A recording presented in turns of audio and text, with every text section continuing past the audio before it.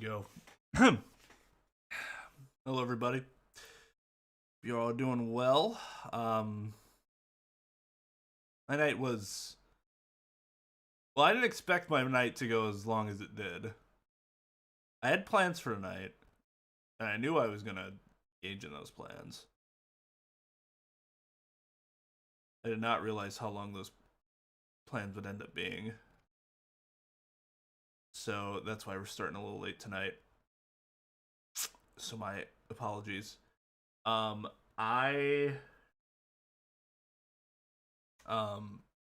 my friend invited me to his house to watch Mortal Kombat. And I don't know about you guys, but social invitations have been few and far between over the past year and a half as people are concernicus, rightfully so, about their health. So it was nice to see him. I hadn't seen him in probably close to 2 years. I think it was almost 6 months before all the lockdowns started. And he has 2 kids, so obviously even more cautious.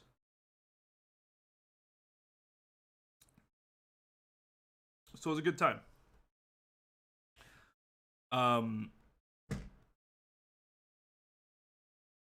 But we finally got done at like 10, so oh fuck. Got an Uber home. And I'm gonna be a little bit goofy.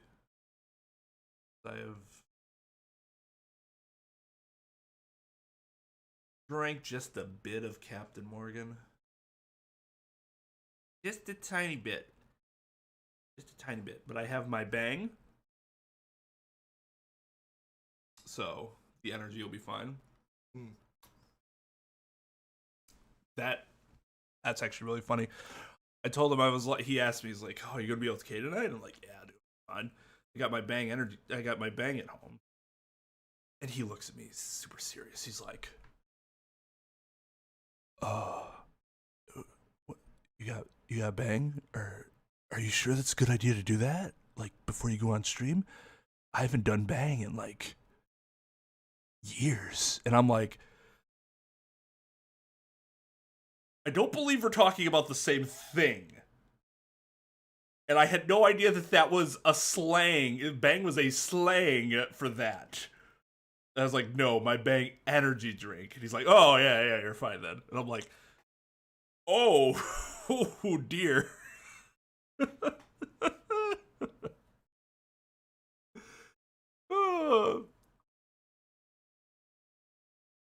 So no, my 300 milligrams of caffeine in this can should give me the energy I require. Now, just as a word to the wise, a lot of people that if you haven't drank before and you are wondering like how can people ultimately like do things that are so dangerous to others, especially drunk driving's the biggest thing, right?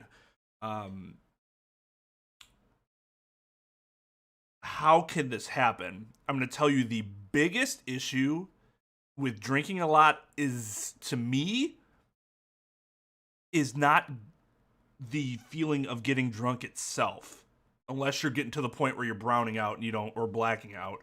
Browning out's when you remember some things but not others. Blacking out is you just remember nothing. But as long as you're not getting to that point, the biggest issue with drinking alcohol for me is not the getting drunk itself. It is the tiredness that accompanies it. A lot of drunk driving accidents that happen is because people get on the road and they're like, "Well, I'm fine when I drink and drive because, you know, I've done it before and blah, blah, blah." Yeah, well, you might have, but were you as tired as you were before? Because that's really what's going to fuck you up. Like, you start, like, you're all tired and you start just like eyes closing on the road, like, and that that is significantly more difficult to fight off than the feeling of intoxication for me personally. Which is why if I'm doing something like this after having a few drinks, I make sure that I have an energy drink handy, because it's not going to be the intoxication itself that would cause me to miss stream or like make an ass of myself. Anyways, just something to consider, guys. Nobody told me about the tiredness aspect of it before. That's just something that you kind of have to experience, I guess. It's Ventus Dog, Paisano JB, Tom, Scarlet, Trep, Ran, Tara, Chris, Jasper,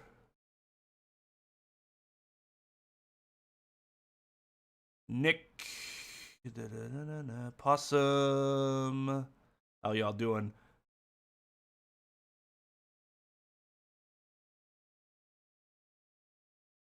No, I've never had it referred to as bang. I've heard it referred to as several other things, but never bang. Let's see, what is it? Magic Snow. Fuck, was it knows something?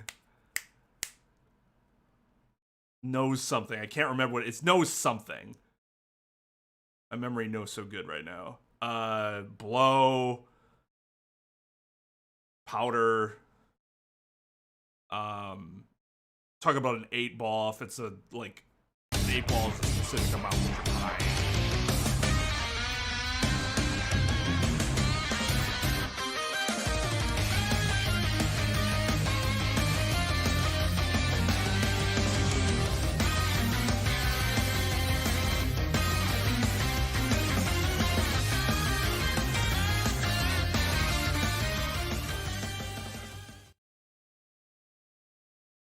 We get Lugia raid? I did not see... I don't see Lugia's...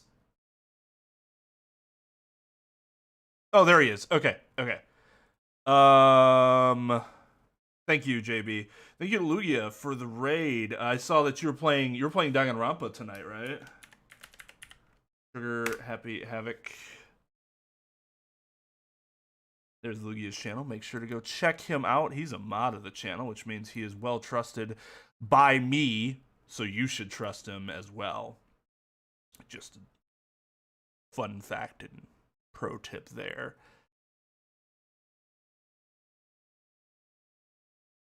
Where are you? It said part 6, but I don't know where you were. Kokana.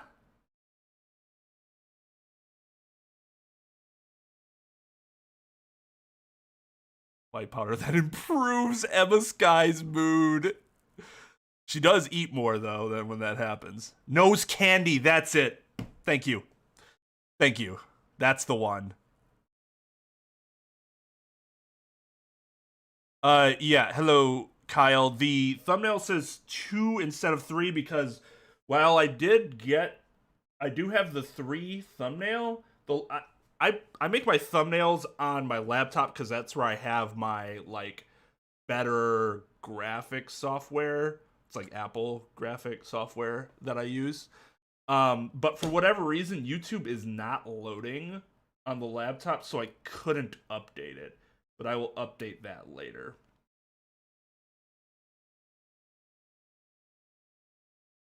I did not have time to dress up. No. I've only been home for like 10 minutes. Well, a little longer than that. I got home, set up the time, went to the bathroom, came out, got my drinks, and then started stream.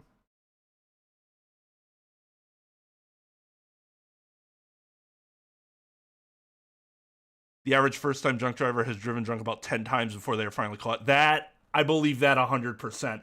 And that's the issue, is that people think I'm fine. I made it the first time, the second time, the third time, the fourth time. The problem is that it doesn't. I don't care how many times you've done it successfully. It only takes one time to fucking kill somebody. And it's so much more likely when you're doing that than when you're driving sober. Just take a goddamn Uber. My friend picked me up from my house because we knew we would be partaking in some glasses of alcohol, in my case, the rum, because I'm the reason the rum is always gone, in my household at least. And then I Ubered home because he had drank. Obviously, he wasn't going to drive me home, and I had no car because be responsible. Like, just don't fucking do it. It's so, you have so many options these days. You have Uber, you have Lyft. Like, there's no excuse. There is no fucking excuse. It's so frustrating to me. There's not. I have nothing against drinking. I enjoy it myself. Don't make bad decisions when you do it. Hey, Maxim, you broke your ligaments. Where? Like your arms, your legs, everywhere? I have not seen. I know that the trailer happened. I have not watched it. Mostly because I like to keep games as blind as possible. I like to do that with movies too. Like with the Mortal Kombat movie, they released 7 minutes of the movie before, before the movie was actually released. And my friend was like, "Oh, did you see that 7 minutes?" And I'm like, "No, I don't really want to watch that. I just kind of want to see it and experience it, you know." Chapter 3. The worst chapter. We'll get through it. Just power through, dude.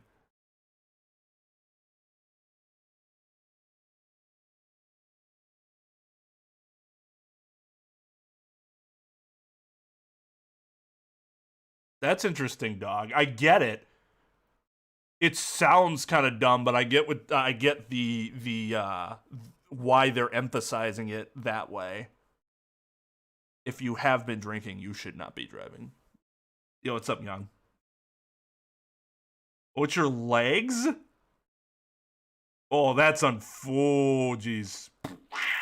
Sorry to hear that. Hopefully not a long recovery. Get well soon.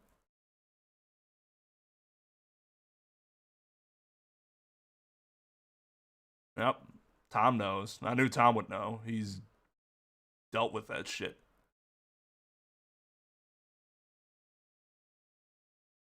Yeah, in the US it's called drunk driving.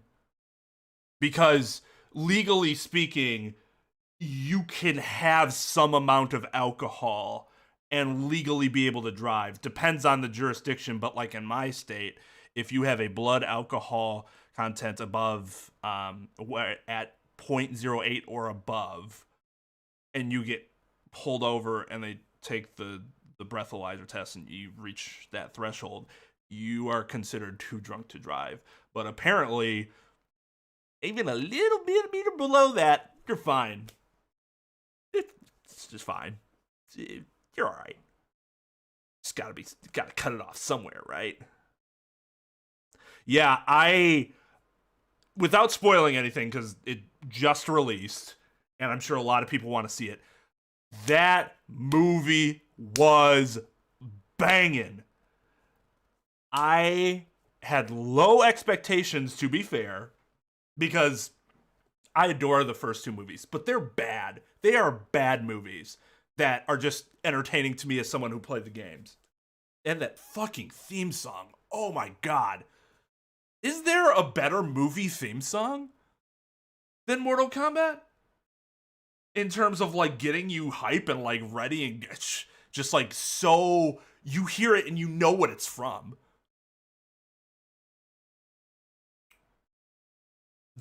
Those were good. Those were entertaining movies. I actually think this did a much better job of being a good film. It's not a great film, mind you. It's not, Somebody's going to confuse it for an Oscar, nominated film. But it had a lot more depth to it. The storytelling was a lot better than the first two movies. Highly recommend. Highly recommend. I gotta turn my fan up real quick.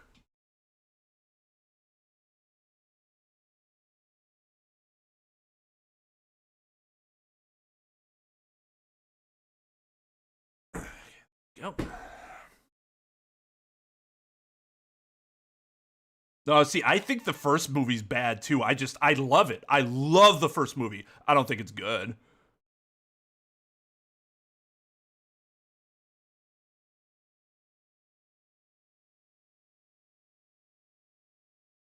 Now that's interesting. I don't know. I don't think that's the case here, Tom, but I would have to double check that.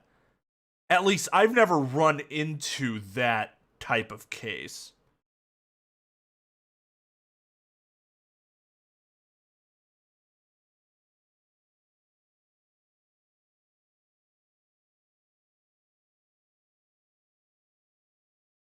But it might be the same. Like, say, they don't breathalyze you, but they have you do some other type of sobriety test and you fail. So they take you in, perform the blood test at the jail, at the local jail, and then it turns out that your blood results were under 0.08, but at the time you still failed the other sobriety test, you might still be found,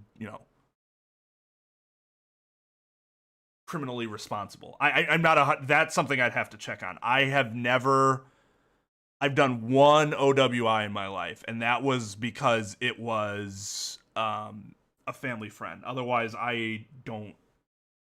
It was a family friend, and there was a very specific way they wanted to go about the case. I've had, other friends, family friends who I've referred to elsewhere because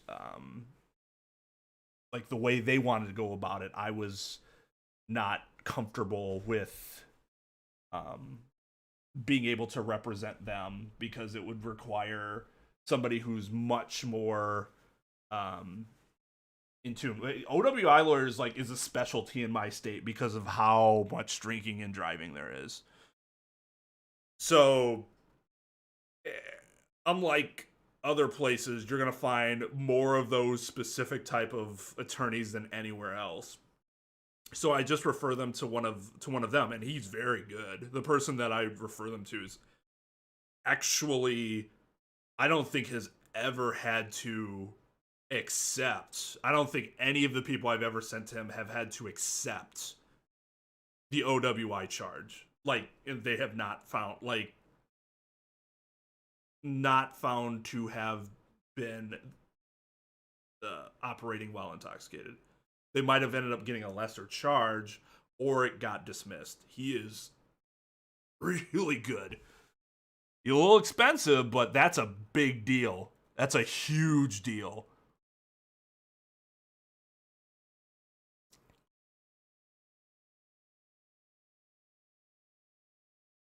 I drink whiskey to forget that hero exists. Yeah, exactly. And I will struggle with that in cases in which I don't believe they should be able to get away with what they did, which is why I'm not a criminal attorney and I'm very strict about the cases that I take. If I think you're lying to me, I'm not taking your case because I will not be able to zealously advocate for your position because that's just the way I do things. Somebody else can put their moral compass aside, more power to them. I can't do that.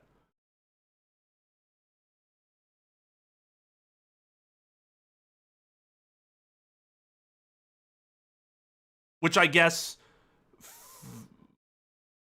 that's something that I do have in common with Phoenix that I don't think you'll find is the norm.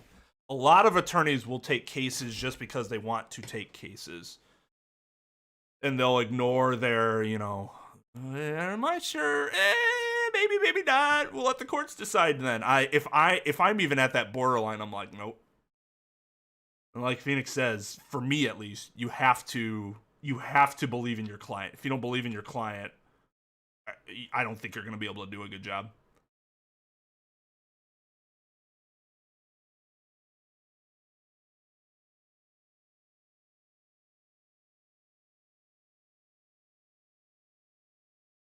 The original Teenage Mutant Ninja Turtle movie theme. I would say so. It might be more iconic if they had actually used it in the second and third movie, but they didn't. They changed the theme, and I think they could have kept the original, like Mortal Kombat did. It was the theme for Annihilation too, because why change what's really good?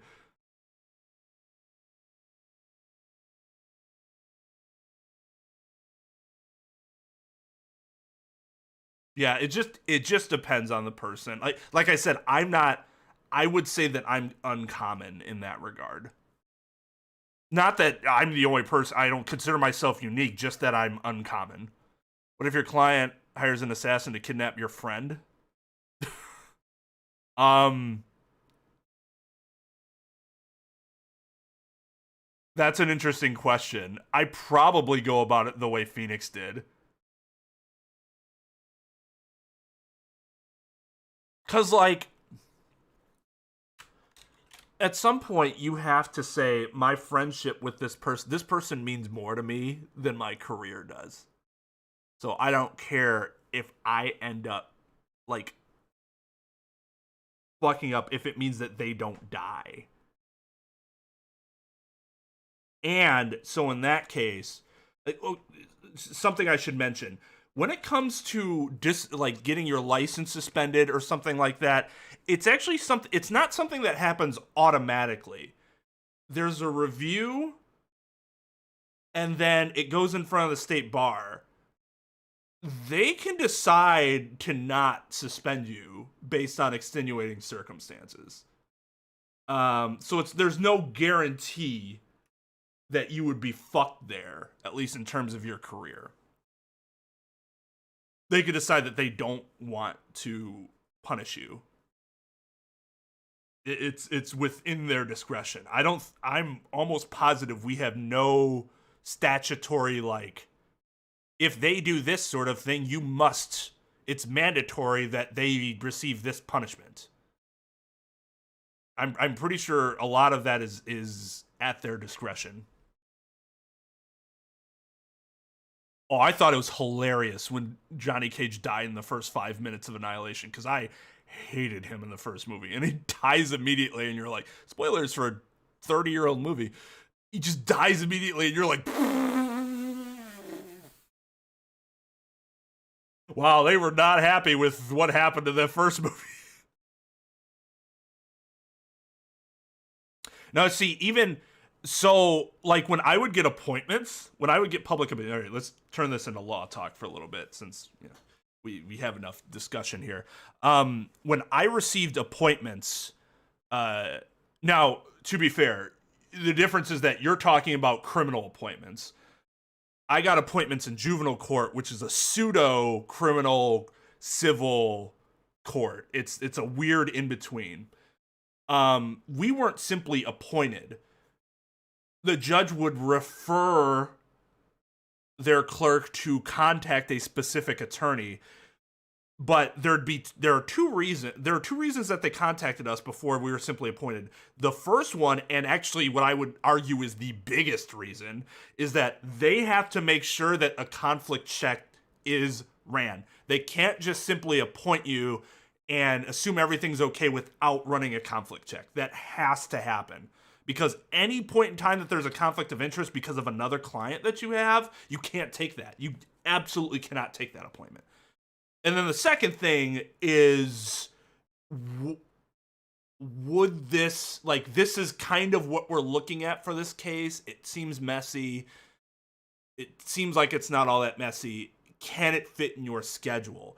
Because if they thought the case was going to trial or something like that, they would actually look for an attorney that had a lighter schedule to make sure that the attorney actually would be willing to go to trial, and they don't just dump it on somebody who has a huge workload already and thus is like, oh god, I have such a huge workload. Let's just settle because of my workload, as opposed to because that's what's best for the client. But like, you can't even get to that point without step one, no conflicts being fulfilled. Because if there is a conflict, they're just going to find somebody else, or clients can waive the conflicts subject to the judge's approval. But that's something that kind of everyone has to be in agreement about. I mean, the animation theme is the best.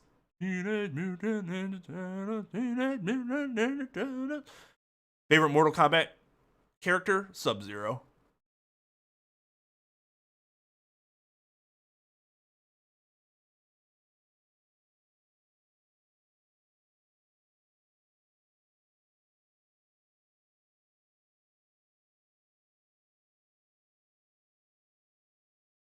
Yeah, that's also true. I mean, because of the way the game describes the Mad on Guard situation, I guess you can get the impression that that was the only way out of it, but that's not true.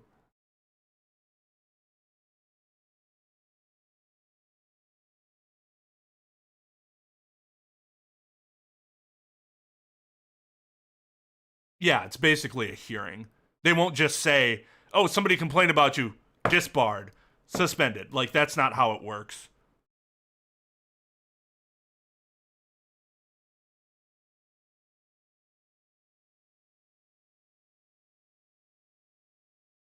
Oh, okay. So before we start, we're already at fucking 33 minutes, but I've enjoyed our conversation. Hope that all that was informative to you guys. Um, I have not fixed the stream drop problem yet, but I will tell you, for those that weren't around yesterday, the stream drops every 2 hours, 3 minutes, and in between 52 and 55 seconds. Every time, like clockwork.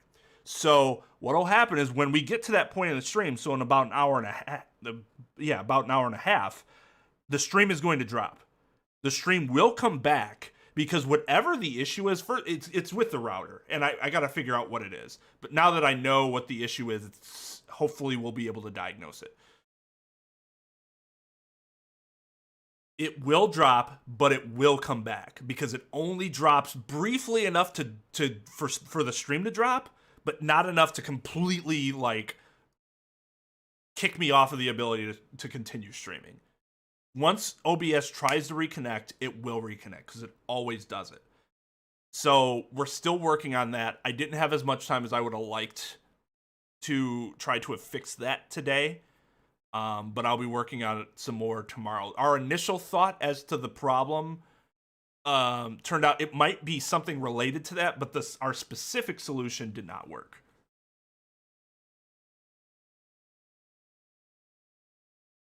So it'll probably drop twice in the span of the stream today. Don't worry, don't panic. It will come back. Just expect that it's going to happen.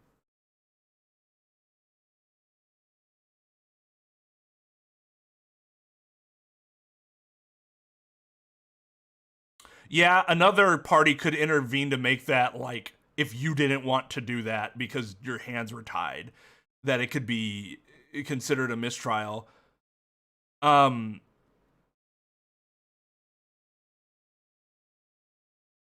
I guess Francisco wasn't going to do that though, right?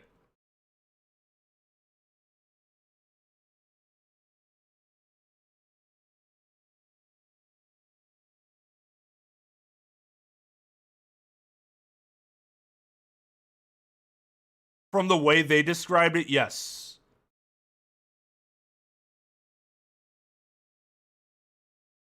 Did I watch UFC today? I did not. I watched Mortal Kombat instead. Yeah, there was a big fight tonight, wasn't there? I think my friend Nick was talking about that. Hey Zara, what's up? Nooks and Crannies drinking game? God. Yeah, every time he says Nooks and Cranny, take a fucking shot. I would do it if I wasn't already tossed. I think your count is correct, Paisano.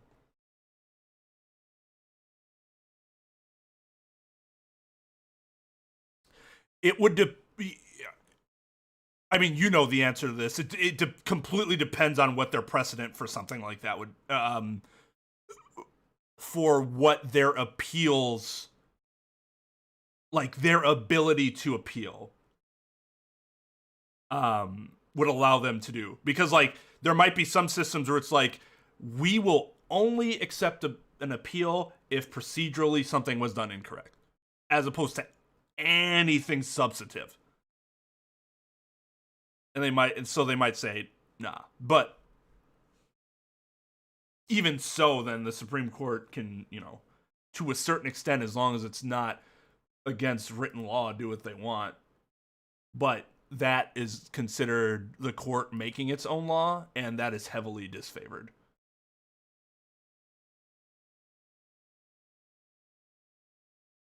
So yeah, it just completely depends on what their legal system says allows.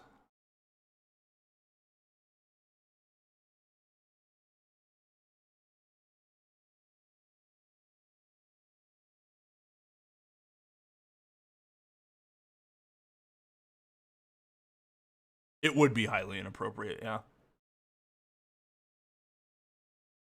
They might allow it because there's nothing explicitly. Well, yeah. No, I guess that is explicit. Let's put it this way.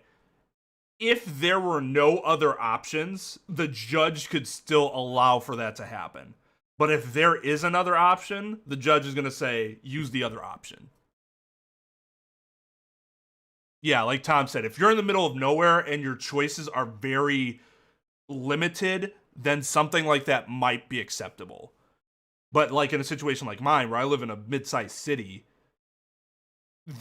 there's somebody else to do it, right?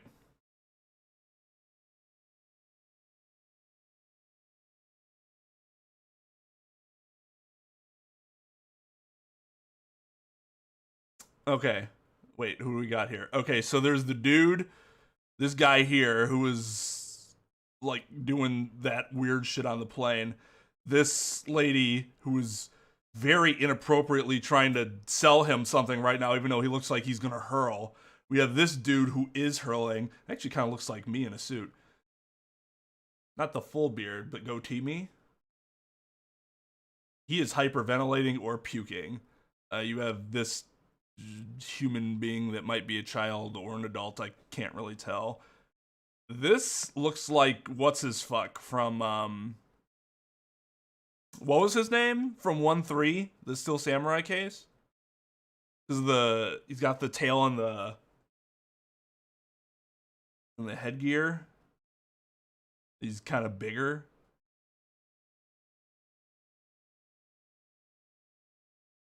The fuck was his name? Salmonella. Yeah. I liked Salmonella because that's how we used to talk back then. Du roxers my soxors. Woot woot. Pwned. Edgeworth is just sitting here like, I am in a fucking room of clowns. I know that once we had landed, I'm supposed to let the local police take over. And thanks to Miss Tenero and Miss Mealy, I was able to preserve the crime scene, but I just can't shake it. I wasn't able to talk with Miss Tenero in private, so I'm left wondering just what was she up to? Why did she do what she did? There must be a way for me to continue my investigation.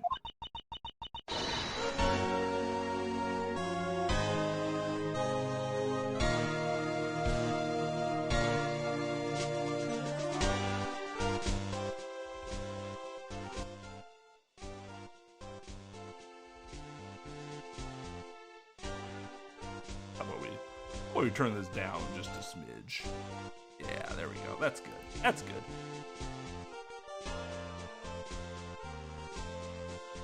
I've been expecting you, Miles Edgeworth. I don't know who this is. I've been expecting you, Miles Edgeworth. I should have known.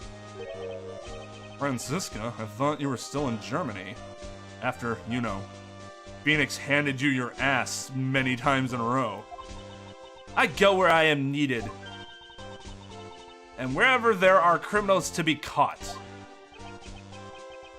Her name is Franziska von Karma, the daughter of my mentor, Manfred von Karma. She, like myself, is a prosecutor. Are you heading up this case? It would be a bit of a relief if you are. Don't you try to flatter me, Miles Edgeworth. I'm placing you under arrest. Are you fucking kidding me? It's quite frustrating, actually. I had hoped to exact my revenge on you in a different venue. But I'll have to take what I can get. I never thought I'd see the day when a disciple of the House of Von Karma would become a criminal. Have you no shame? She's fucking kidding, right? This is a gigantic joke. This piece of dialogue here, this is a gigantic fucking joke. She said that, and she's looking around, and we're all supposed to go, ha ha ha ha ha. It's funny because her father murdered somebody. Ha ha ha ha.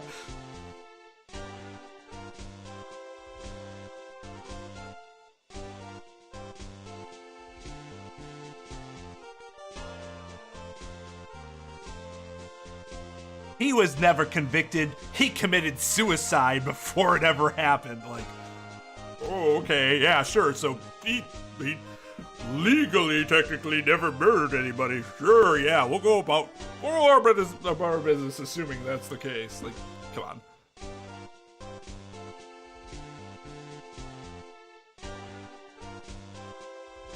Pride cometh before a fall.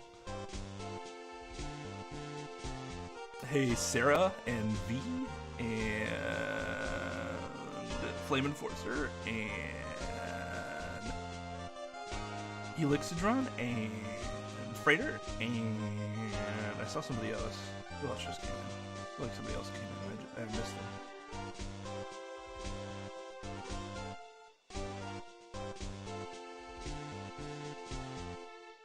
them. Handu, and Vinny.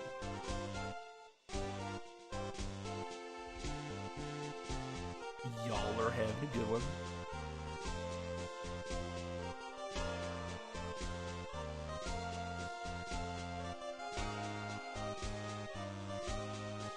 Yeah, slaughtered was harsh.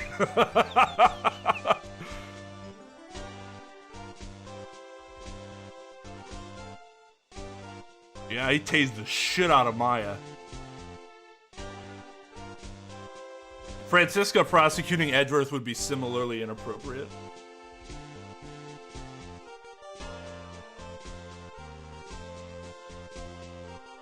It would be like similar to if my sister was accused of a crime and I was chosen to prosecute. Everybody would look at that and be like, is he really gonna do a good enough job? We have doubts that he's going to do his best to put his sister in prison.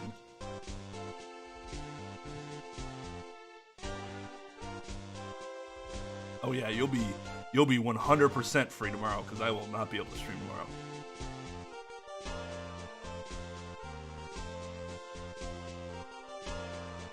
Yeah, Danganronpa is actually a lot more difficult than Phoenix Wright because there are usually at least 2 times the amount of characters, at least through like the first half of the game. Manfred Slaughter.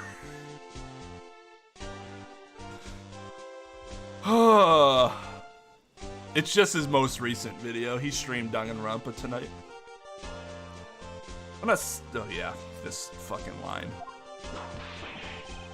Wait, it has all been a big misunderstanding. I didn't kill the victim. A misunderstanding? Okay. It might be the alcohol talking. But she's a fucking cutie.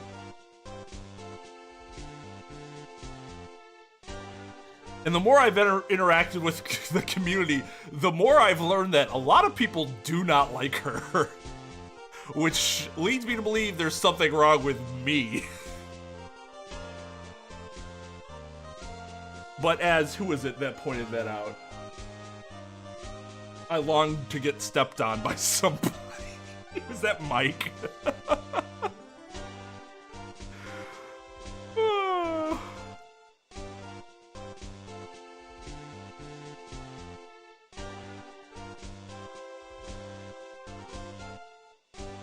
I mean, I like her.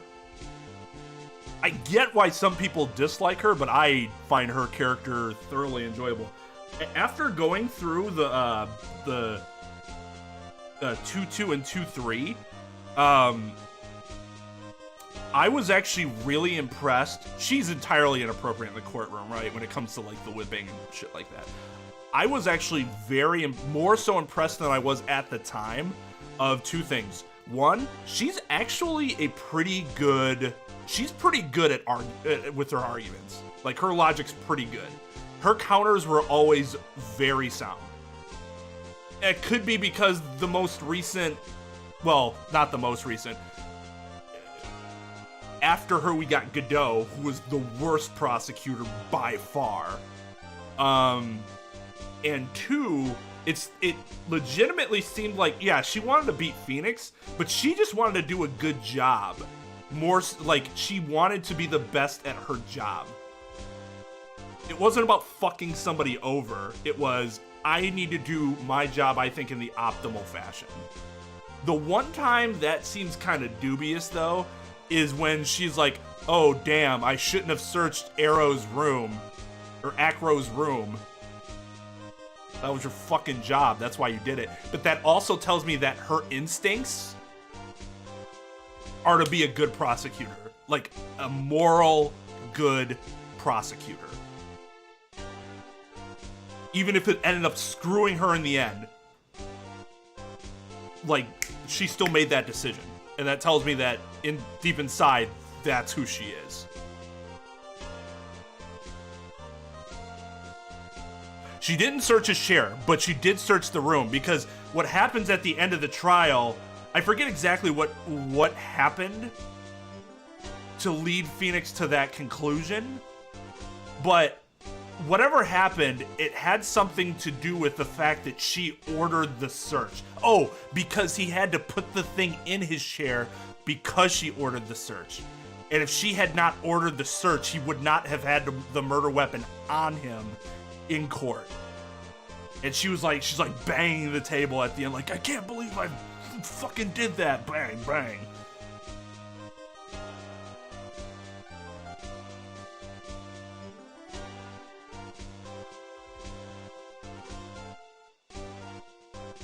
Yeah, because he didn't have anywhere else to put it.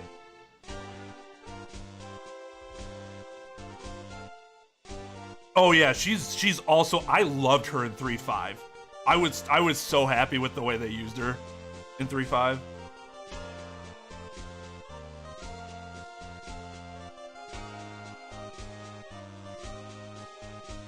Yeah, which is weird. Like, how do you not, like, have a contingency plan to get rid of a gigantic statue? Acro fucking sucked. God, that case is garbage.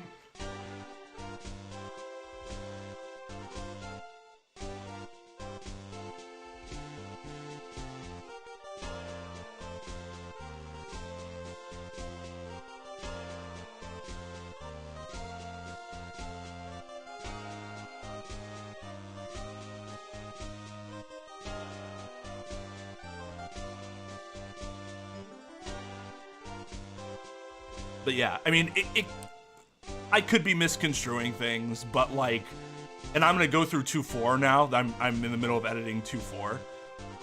But like I said, I came away and I'm like, I'm actually a little more impressed with her as a prosecutor than I was before. Maybe it's because like the whip leads such an impression. It's like pure antagonist. And you expect her to be pure antagonist because she's Von Karma, so it all just kind of fits. But I actually think they were subtly better with her. I know that seems weird, right? Subtlety with a person that fucking whips people. But there are some subtleties to her that I think the writers did a really good job with. And that allows her to still be an effective character in Trials and Tribulations, and now hopefully this game.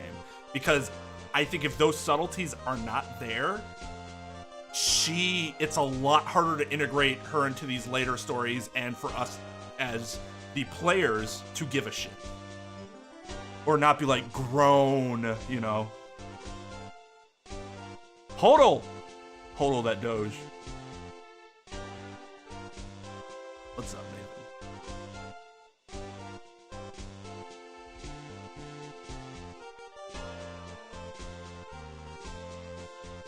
Yeah, I think Max is the best part of that case. I actually really liked him as a client. I think he's one of my more, like, the clients I enjoyed more. Besides, you know, Maya, but that's your fucking partner.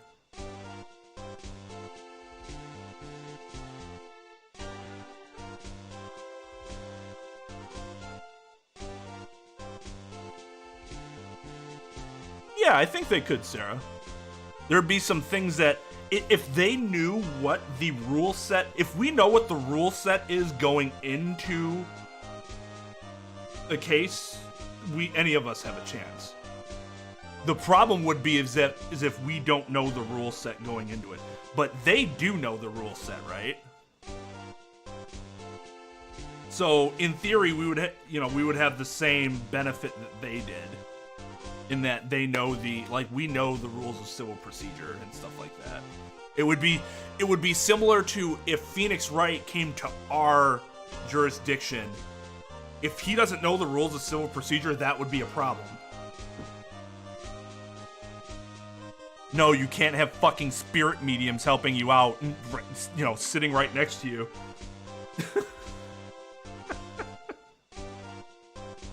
Actually, I don't know what would. The judge would probably just be furious. He would think they were making a mockery of the court. I heard all about the murder over the police radio from the captain himself. You waited for the victim on the first floor and then beat him to death. Wait, hold on. So she was assigned to this case? She was in Germany before?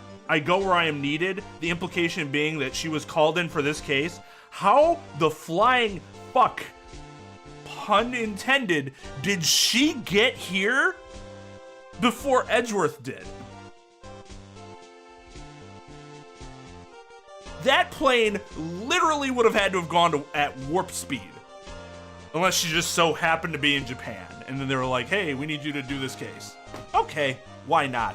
Is it against Mr. Phoenix Wright? No. Ah, well, I'll do it anyways.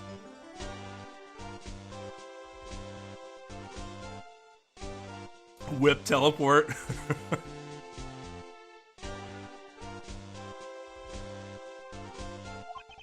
Francisco, do you honestly believe that I killed a man? I suppose I should reserve judgment until after I've investigated this for myself. I can put your arrest on hold until then. See? That illustrates two things. One, this is exactly why she shouldn't be doing this. She shouldn't be a part of this case. Because there's a conflict based on their past experience. And two, that she isn't just all about, I just want to put you in jail. I just got to put everybody in jail. That's all I care about, is the guilty verdict.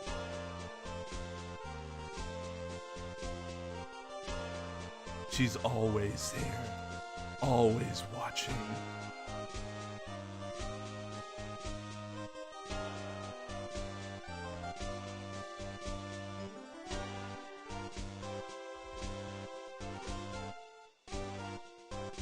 Oh, are we in the US right now? Okay, that I don't remember. That would make a little more sense. But I guess I would have assumed that Virginia and the US and Germany weren't that far away from each other. Because I guess I assumed Virginia was a European country, but maybe it's not. That's as it should be. Ha! I don't need a lecture on how to perform my duties from you of all people. To be perfect in every way, the fulfillment of that creed alone is all I strive for. Well, I have my own creed which I must fulfill, so why don't we solve this together? I have to get going. The crime scene awaits. Don't you dare leave town. Trust me, I have no intention to. Detective Gumshoe. Yes, sir. Oh, God! Whoa! Okay. I've seen the anime. I don't remember him being that much taller than Edgeworth. Holy shit. I don't even remember him being that much taller than Edgeworth in the fucking last chapter. Am I just freaking out because I'm drunk? Probably. He was huge running through. I felt like I was getting vibrations there.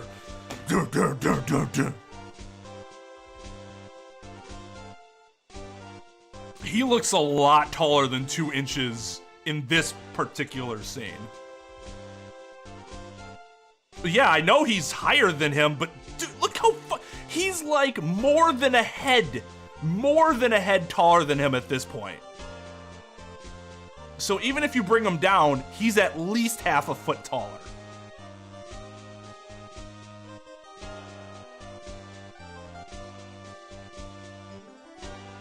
I do know that Francisca's short. It could be, but it could be because he's next to Francisca instead of Edgeworth that got me to jump the gun. But I was like, holy shit. Too slow. Oh. Listen up. I'm leaving you in charge of watching this man. Don't mess up, understand? Mr. Edgeworth, I'm supposed to guard him? Dream come true. I mean, yes, sir. A simple yes or no, detective. Ah, yes, sir. Understood, sir. You just leave it to me. Miles Edgeworth, if you interfere with my investigation, I'll arrest you on the spot. Are we clear? Oh, it's the curtsy. Now then, if you'll excuse me.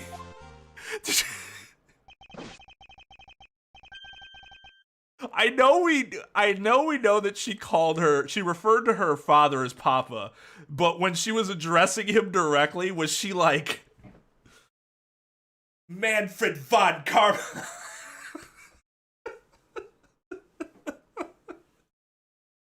Or maybe he's the one that like instilled that to her.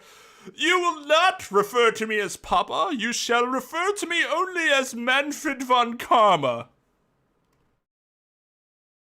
The thumbnail is supposed to say 3, but my laptop is not allowing me to load YouTube so that I may upload the correct thumbnail. So instead, it's just 2 for now.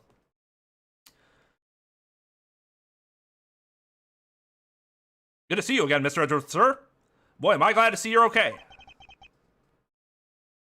No, they're not in the U.S. because why would Gumshoe be here then? Thank you, detective. I think I had misread what you were saying. I believe in you, sir. You can lean on me. I'll get you through this. We all need somebody to lean on. I never want to hear you sing a song again in your life. I have to admit, I'm a bit curious as to what Francisca is up to. Maybe I should ask the good detective. Very well, in that case, I have a few questions for you.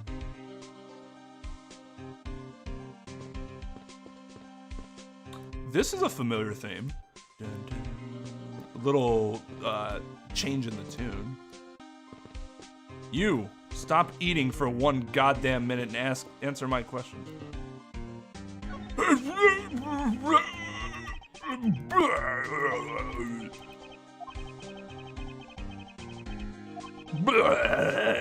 He must be pretty sick.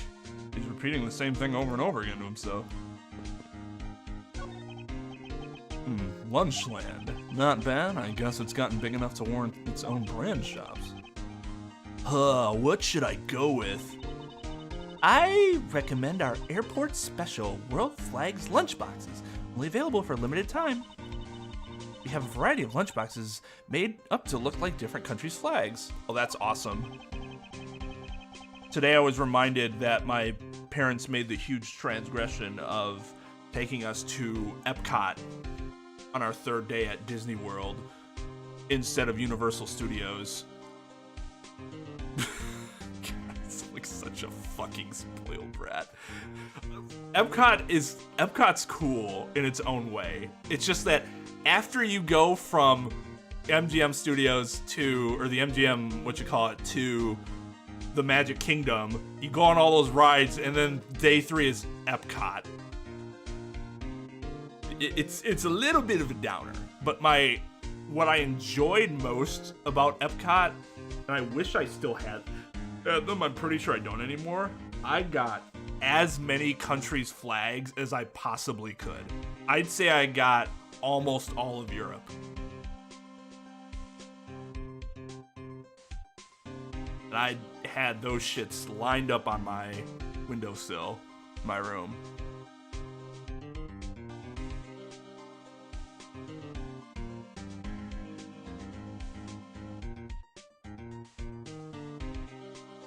Hi, I'm Twain Millennial, and you are watching the fucking Disney Channel.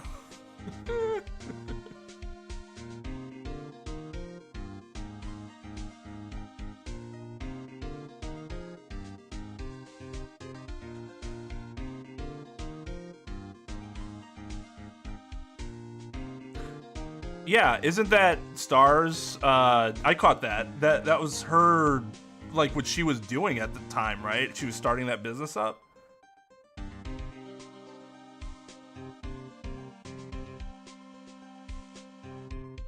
He's a unit.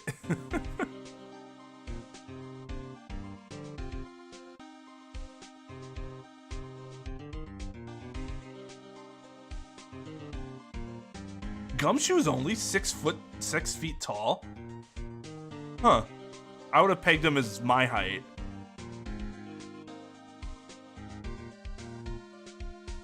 Interesting.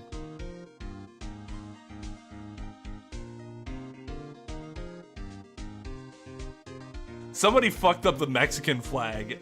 Was that JMT last night? I forgot what it was, but it had something to do with Mexico, was the prompt. And he drew, this was Kartik phone or whatever. He drew the right colors, but they were in the wrong sequence. So I think I thought it was like, I was thinking it was some other country and not Mexico, because Mexico is it's color, white, color with then the bird in the middle, but he had color, white. Red and green. I forget the correct organization. I wonder if they're aiming to take Lunchland to the international market?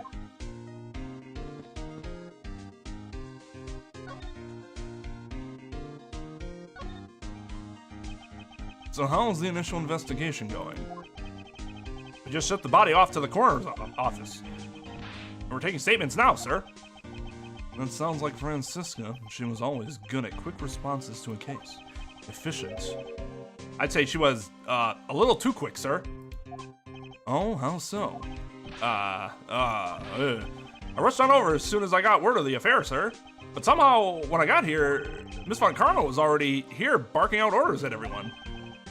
It was kind of creepy. As though she knew there had been a murder or something. And I'd come in advance to wait your flight's arrival. That is sort of odd.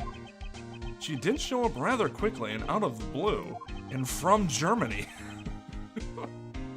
Plus, I still don't know why she's here. Oh, he is here! Wait, why is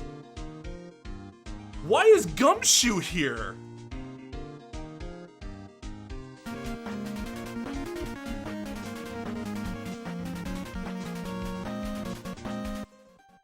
Hey Chris, thanks for the host. Why is Gumshoe here?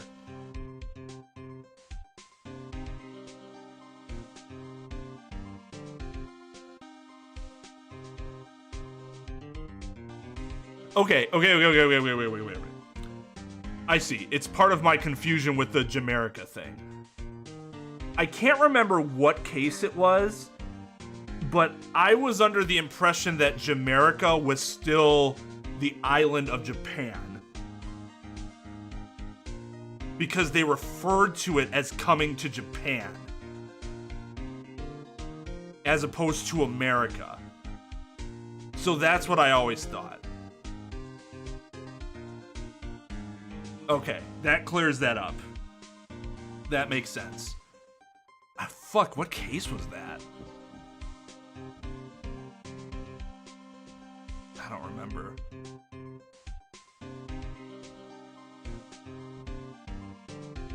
But I'm assuming then in the original Japanese version, they're saying, I don't know why she's here in Japan instead of America.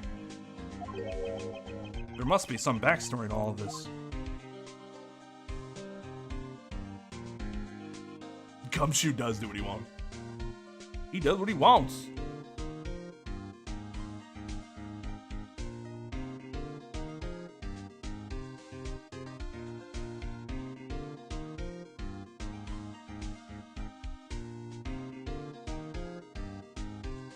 Italy is orange, green, and white, isn't it?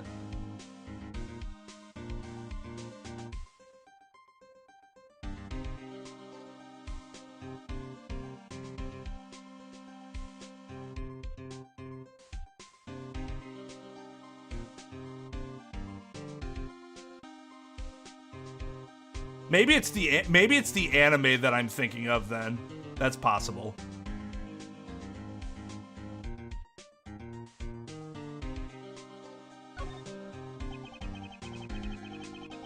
I shouldn't be taxing my brain too hard. It is not a good idea right now.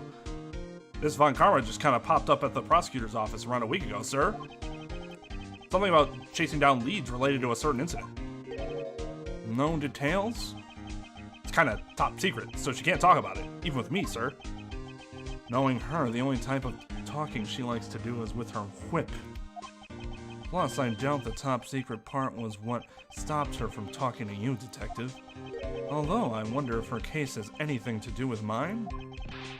Anyway, that's about all the info I have, sir. We should find out more as we investigate. Yes, it's high time to resume my investigation. Starting with talking to the people involved in this case afresh.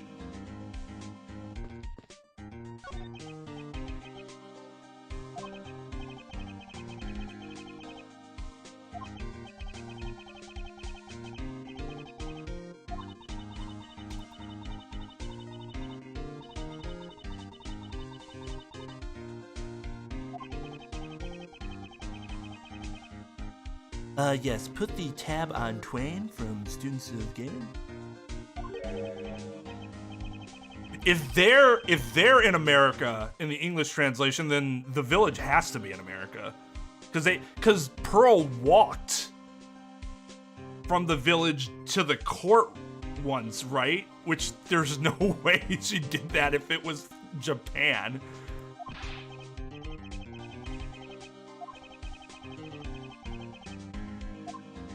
The Star Spangled.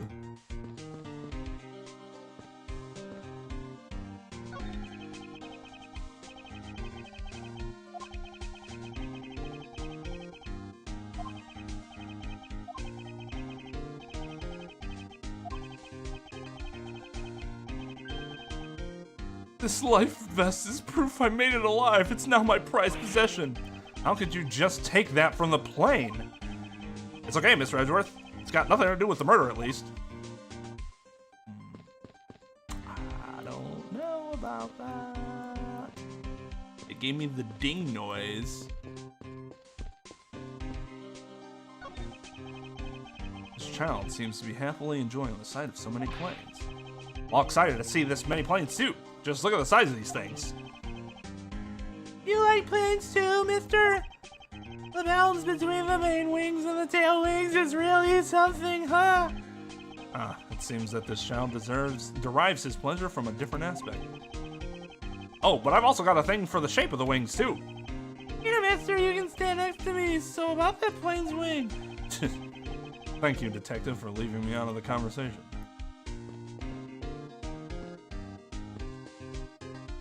Can I talk to Salvador?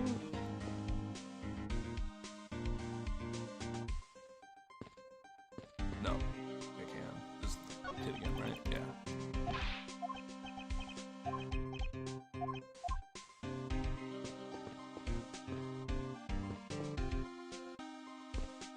There's nobody else here to talk to. Oh, they just wanted me to go in. Okay. So you must be the captain. Why, yes, I am. And who might you be? I am the prodigy prosecutor, Franziska von Car- Who introduces themselves as a prodigy? And I have a few questions for you. Don't you dare, Captain, getting friendly with another woman. I'll never forgive you if you do. Oh, what are you talking about? I only have eyes for you, my dear Cammy. I wouldn't bet money on our dear captain to be. I wouldn't bet money on our dear captain to be much of a reputable person. Dating her? I mean, are you kidding me? Sure you don't want to ask Captain some questions, sir? He was in the cockpit the entire time. I highly doubt he would know anything of use. Anyway, I like to leave that type of witness to Franziska and her whip.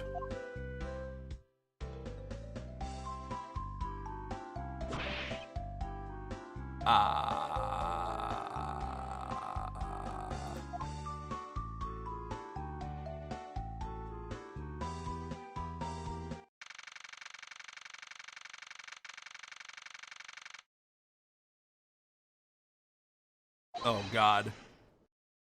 Moshi here! Sorry, I'm sorry! How glad you intend to hold me! It is impossible for me to be the criminal I told you!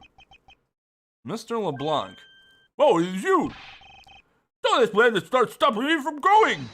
Time is money! I don't have even 1 second of wasteful time to spend! I like his theme a lot. I know I talked about that last time, but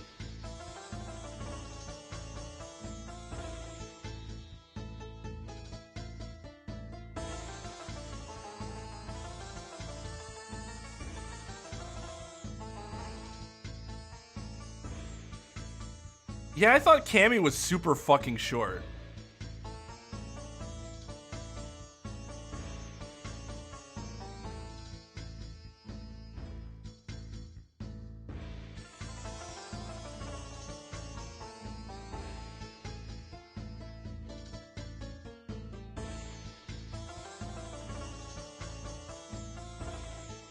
Oh, you can actually talk to him, but it's precise.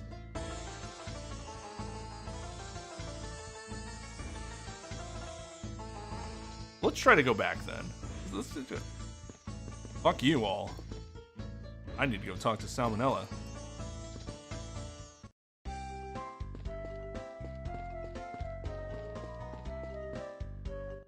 He's still in the doghouse. Oh, that's...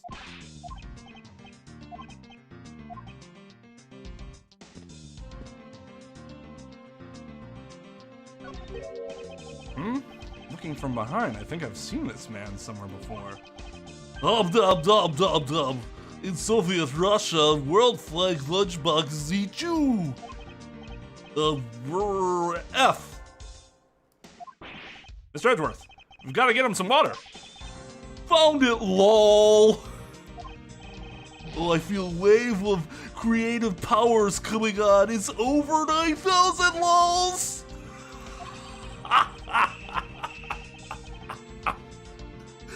For my next Leap movie, it's gonna be the Steel Samurai Warrior Neo Old Tokyo versus the World Samurai Champion of Earth. It's gonna rock through so many boxers. Ew, good thing it was a false alarm, right, Mr. Edgeworth? So the Steel Samurai is finally getting a movie. Completely ignoring me as usual, huh?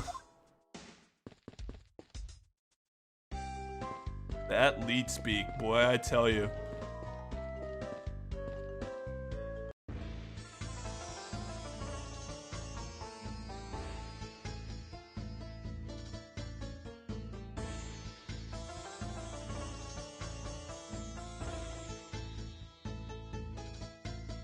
From what, the Apollo Justice playthrough?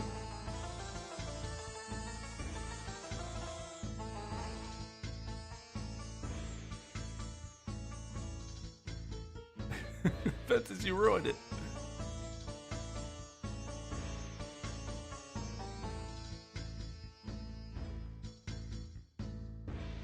I hope he's a victim in 7. Oh my god, that's rough. Good old rocksters, the boxers. I still say rocksters sometimes. But no, I don't regret it. Yeah, I was dated then.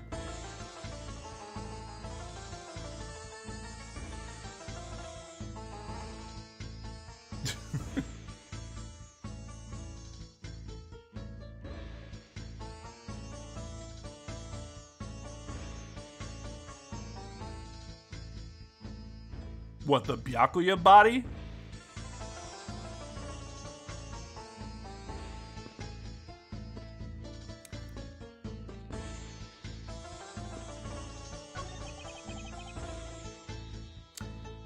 Sir, you can't go in there.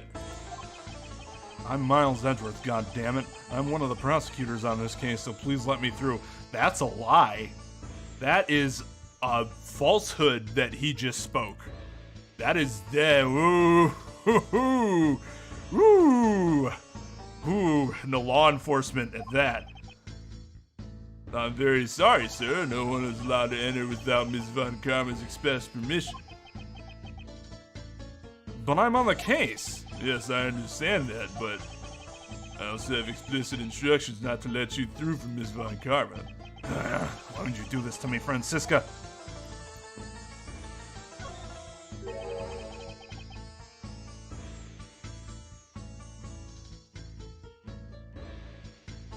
Oh, I see.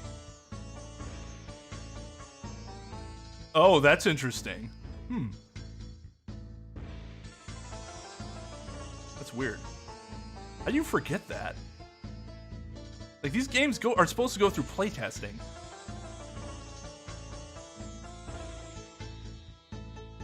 Edgeworth is the law. I am the law. I am the law.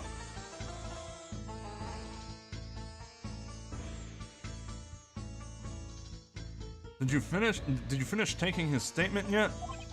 Yep, all done, sir. I'm not concerned if you're not done examining the cargo hold. I want my cargo back. I'm literally having a stroke. Don't you see that? I need my goddamn cargo. You make a single scratch of my art, you will pay. Art? What sort of art?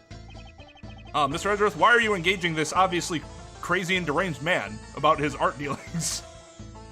Obviously not a man of culture. Mr. LeBlanc is an art dealer, so he's got a bunch of artwork down in the cargo hold, sir. There's practically a mountain of them, large and small. Whoa, costumes and stone statues, I saw all kinds of arts. Old costumes. Speaking of which, Mr. LeBlanc's hat kind of looks like that other piece of cloth.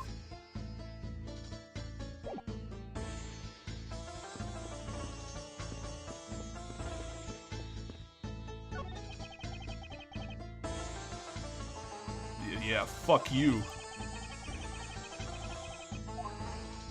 An updated autopsy. What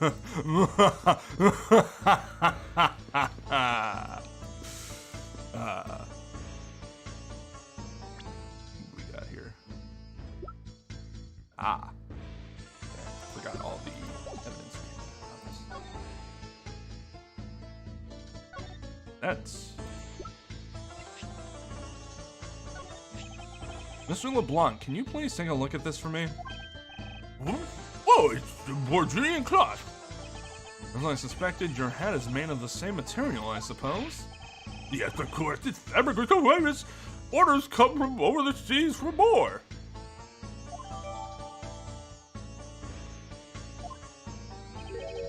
Then this is the cargo you were talking about earlier? No. My cargo this time is much gigantic. You, detective, what can I have my cargo back? You can get your cargo back when we're done investigating, pal. Stubbornness, you police, it is no good. It's no good. The attendant refuses to exit the attendant's room too. That attendant? I wonder if he's talking about Miss Tenero?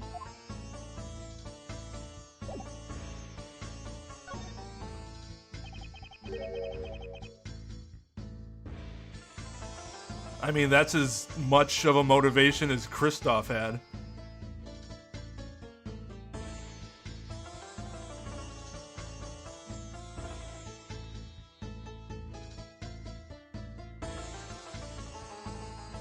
Oh, what the LeBlanc voice. What do you mean by that, attendant, Mr. LeBlanc? I'm taking her to the attendance room for her interview. They still have not come out. They make no sign of coming out either. I was finished with my own interview much earlier, quicker than her.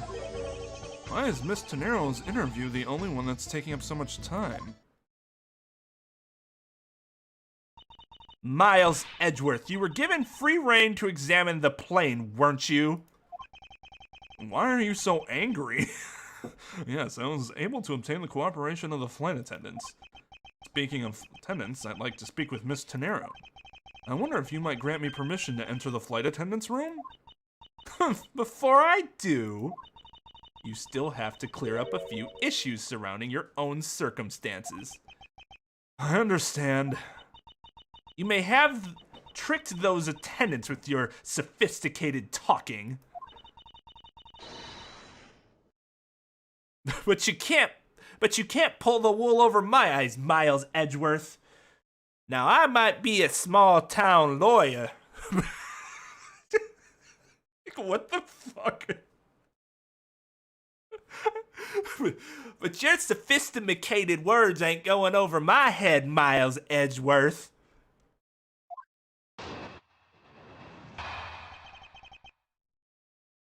Oh, this is cool.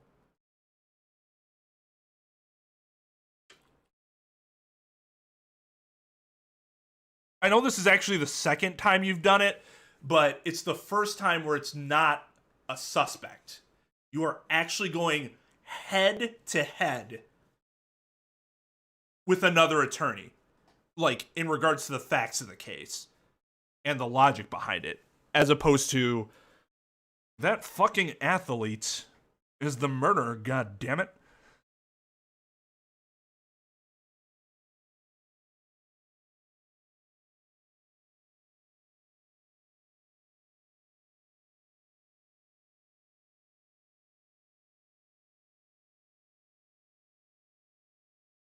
Grows another chin. Let's not complicate things and go with the most obvious conclusion.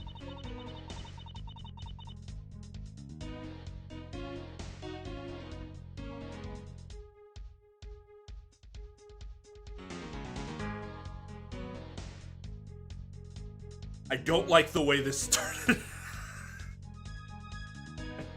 I don't like the way this started. Let's not complicate things by choosing the easiest path. Oh my god. That's the type of thing you hear like your friends say and you don't pay attention to it initially, but you like double take it like, wait, what'd you say? Oh my god. Oh, Francisca. The scene of the crime was here, in the very lounge the body was discovered. From the time the victim was seen calling for an attendant until his body was found, the only person in this lounge the entire time was you, Miles Edgeworth. This unmistakably makes you the likeliest suspect. She's not wrong, it does make him the likeliest suspect, but it doesn't necessarily mean there's enough to arrest him. The likeliest suspect, Francisca? As opposed to the other suspects available to them? Do you have a problem with that? No, but it's not like you to use such vague wording. That is actually why it works. Because likeliest suspect is so weak. It's a very weak label. You're usually a bit more absolute. I'm simply trying to watch out for you. Or is my kindness too hard for you to comprehend? Even my kindness is progenitus. Progenous? Is that the word?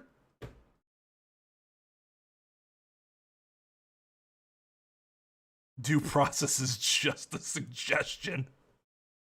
Yo, what's up, Mike? What kind of superpowers?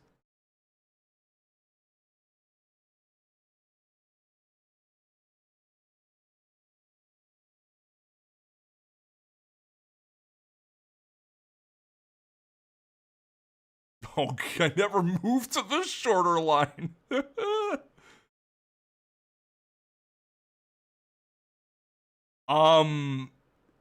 Fucking excuse me?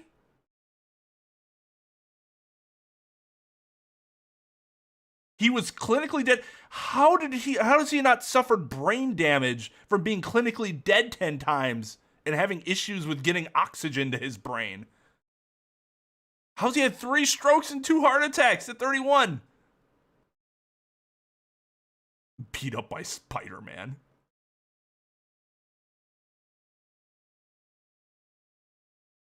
Believe. Prodigious.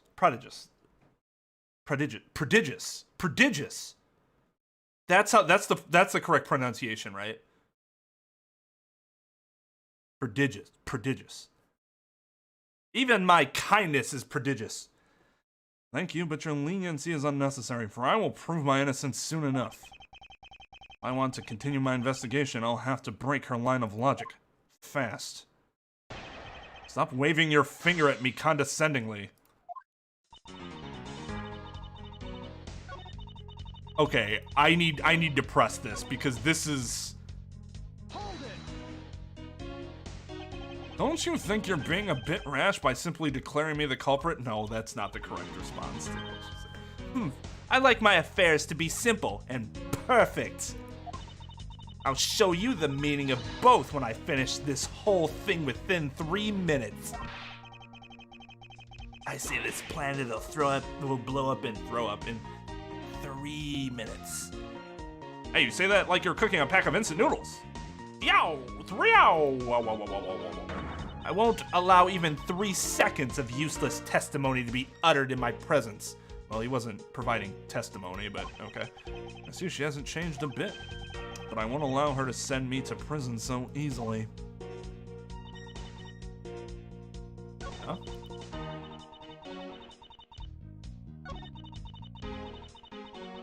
That was not true, right? Calling for the attendant at 5 a.m. His body was found around 6-something p.m. Wasn't there something that placed Miss Tenero at the scene of the crime?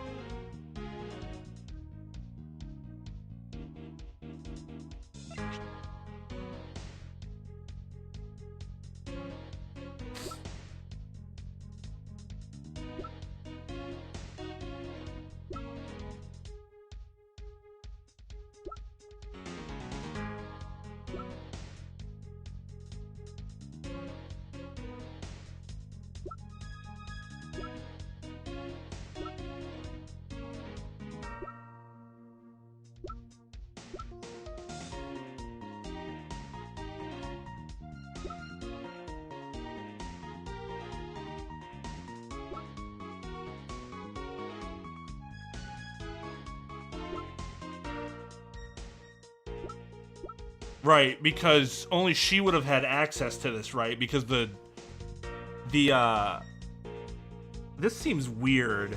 This might not be the way to do it, but I could have sworn it's because the room, the gift shop room, was closed. We didn't have access to the gift shop room when we were in the lounge. But she did end up having access to it between 5 a.m. and the time we got there.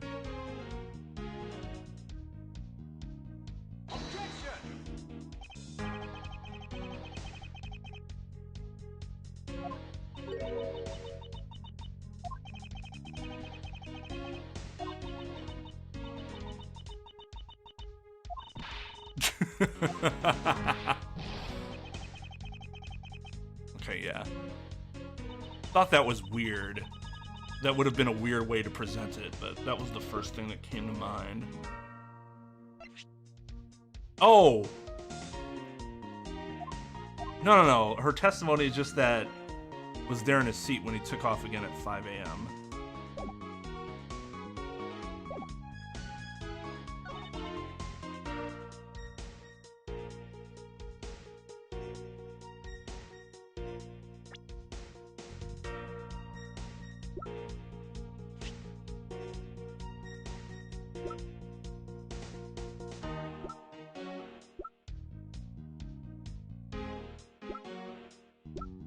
Did you ever check this?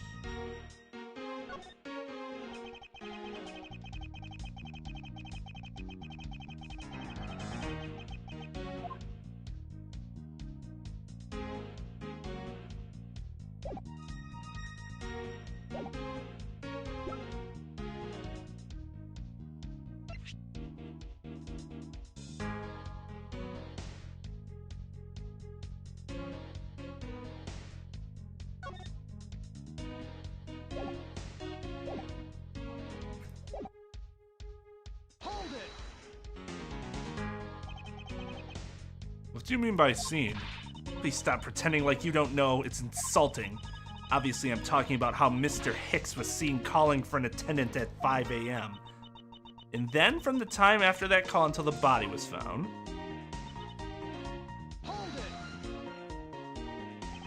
Well, it's true that I was in the lounge the whole time. That fact alone does not make me the criminal. Ha, we'll see about that at the conclusion of this investigation. However, there is one thing that even you must admit at this time.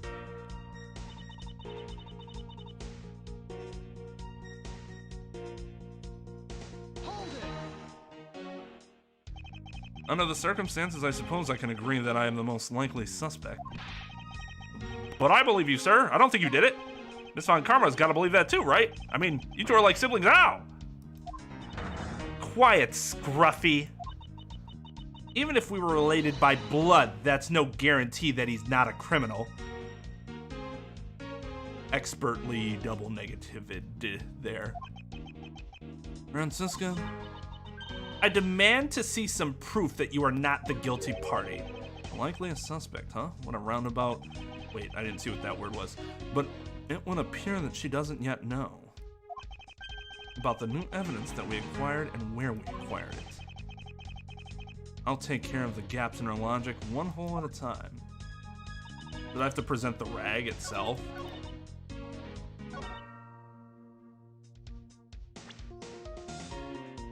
Maybe I'm doing it in the wrong spot? Oh, that's not it.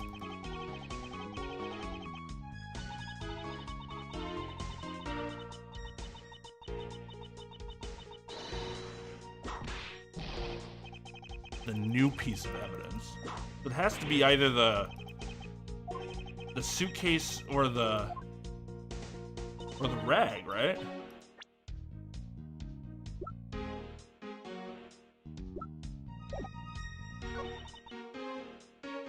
Is it? Do we do it here? I don't like this if this is what we have to do. Oh.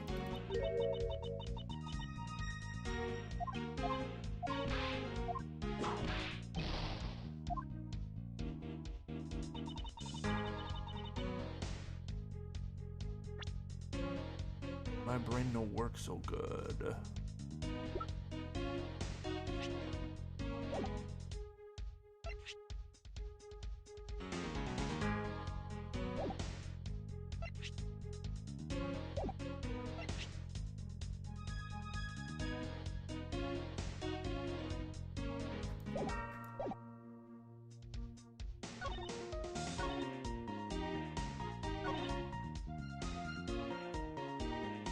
Oh, that's right.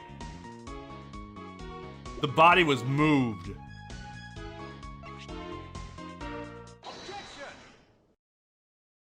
That's right. Again, my brain no works so good when drowned in alcohol. It would appear that you did not have all the information you needed after all. And what does that mean? I found a nice piece of evidence just before I was forced to stop investigating. A piece that proves that the body was moved from a different location. The killer used this suitcase to move the victim's body, meaning that the real scene of the crime is not this lounge at all. Now who's the one rashly jumping to conclusions? Excuse me? All you did was find this piece of cloth inside the suitcase. That doesn't prove that the body was moved. It could be that the killer simply chose that suitcase as a good place to hide the cloth.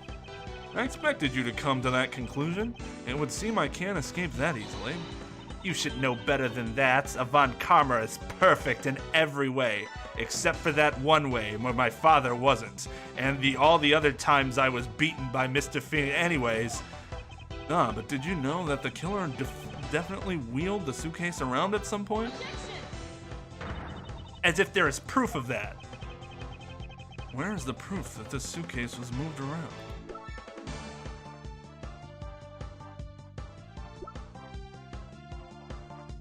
Do we show the suitcase or the stains?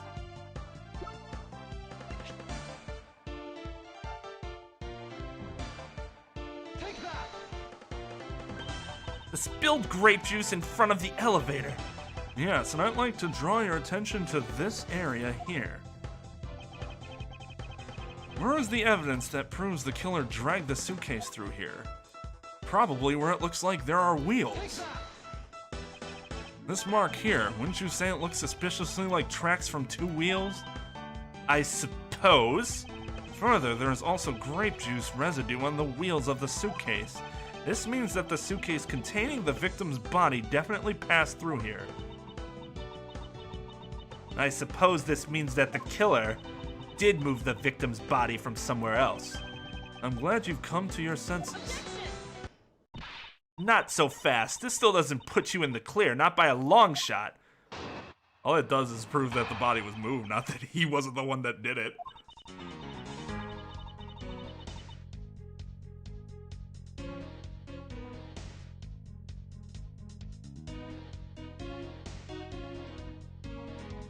I do need to obtain H2O.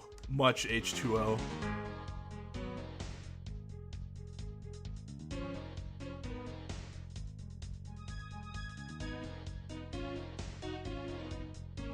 Drinking of the booze leads to much dehydration. Must become fish.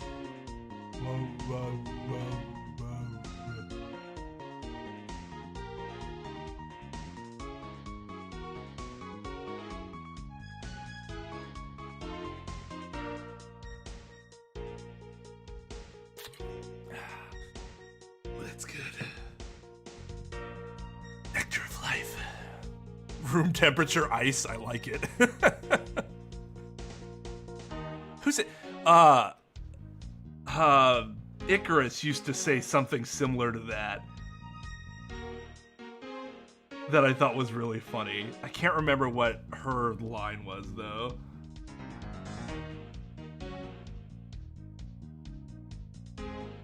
Suck water? Jesus.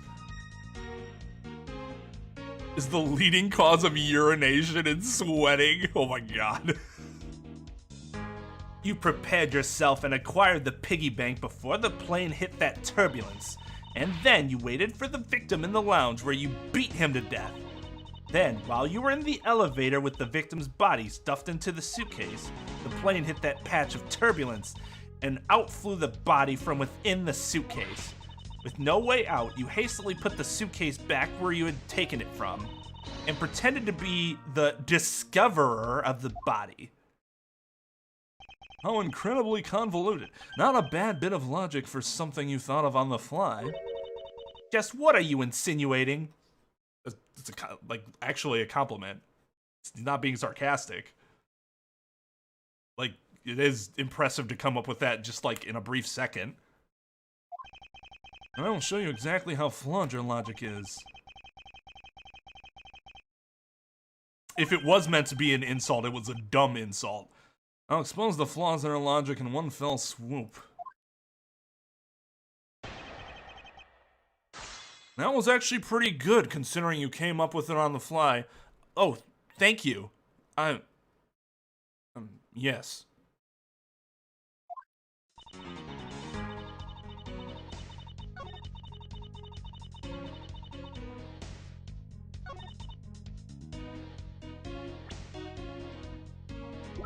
Oh, we don't have the fucking...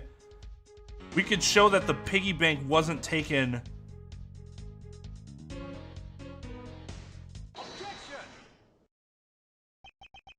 The fact that you took this piece of evidence into account in your testimony is to be commended. Your legal prowess is certainly something to be feared. Evidence and logic, essential tools that those who would stand in a courtroom must learn to master. But what if there was a fake piece of evidence thrown into the mix? A fake? This Mr. iFly piggy bank is just such a fake. It is not the murder weapon. What? The timing of when the bank was taken from the shop is important. And it was taken after the turbulence had occurred. But then, what about the blood on the bank? What do you make of that? I assume it was added after the murder when the killer fabricated this weapon. Looking at it this way, the killer basically did 3 things after the turbulence. After exiting the elevator. Hey, it's the... Hey guys, it's the killer from Danganronpa, from all the Danganronpa cases.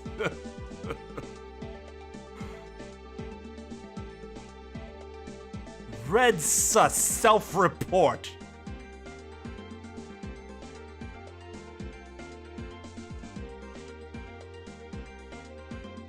Everyone who has ever committed a violent crime has consumed dihydrogen monoxide. Coincidence? I think not.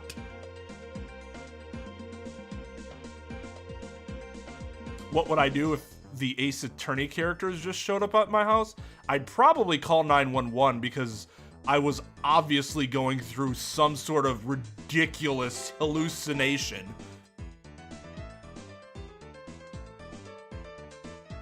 Now, let's say somebody came to my house just dressed like Franziska von Karma.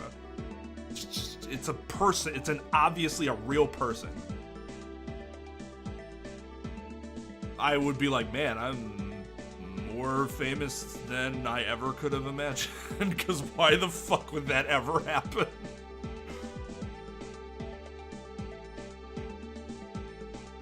Terrorists and criminals are made of 75% dihydrogen. I cannot say that word right now.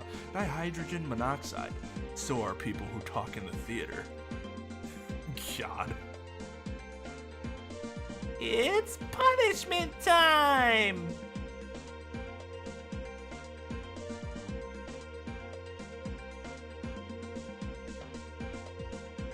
I got doxxed. Is it my birthday? I honestly, like, I would say 50-50 she was a stripper. And I'm getting rewarded for something. Or she's trying to take me as a sucker and, like, come on to me, but then tie me up and actually rob me blind. A lot of bad things that can happen in that situation. Not as fun as you would think.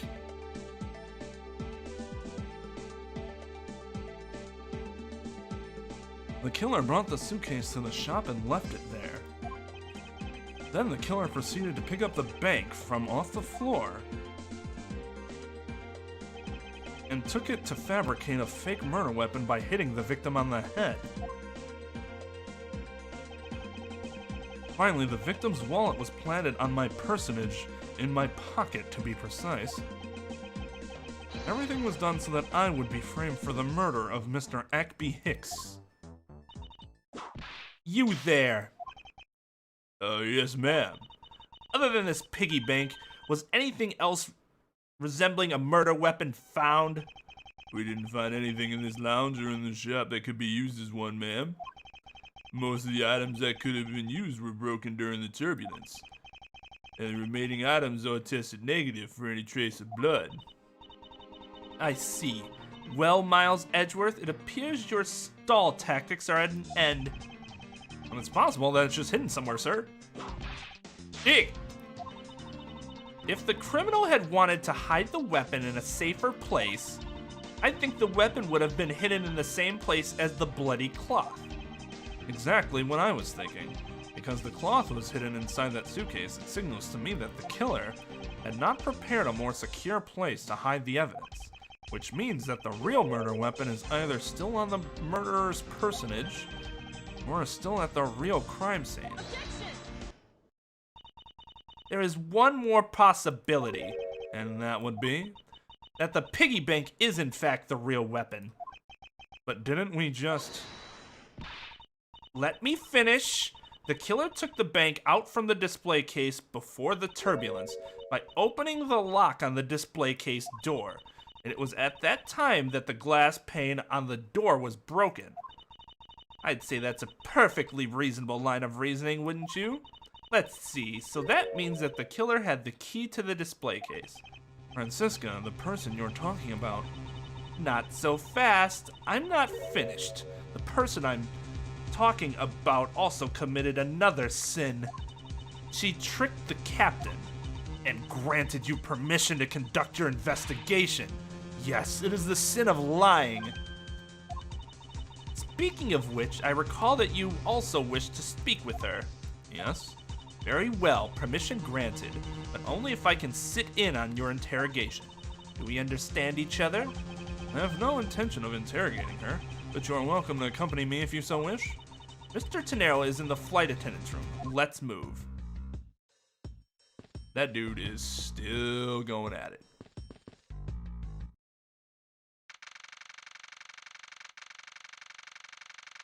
I didn't expect a bunk bed there. I guess I should have.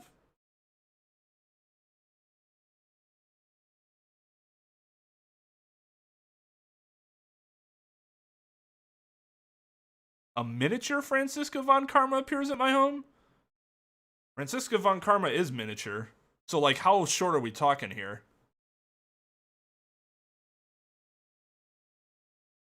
I'm not a stripper.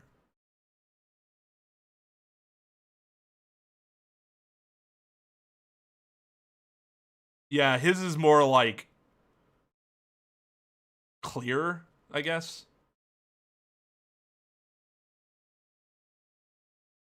All right, later, let us take it easy.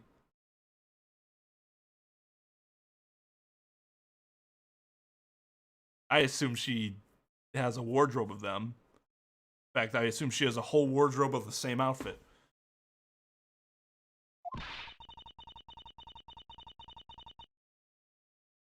So you're the one that poked around inside this plane without the captain's permission. I don't even remember what her fucking voice was. It was something, it was light, right? Deviating from the flight attendant's manual is very unbecoming, you know. What were you hoping to accomplish by doing that? Miss Tenero. Ah, Mr. Edgeworth, you're here too? Can you please help us and shed some light on why you did what you did? All right. It started when I realized that I had cardboard boxes on the back of my head.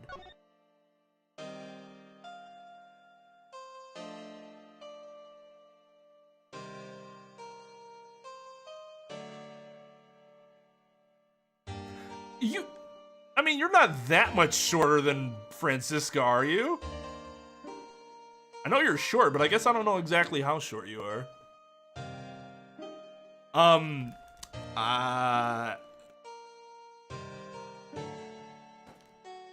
Well, now I would just suspect that it was you. I'd be like, hey, Scarlett, what's up? What's up?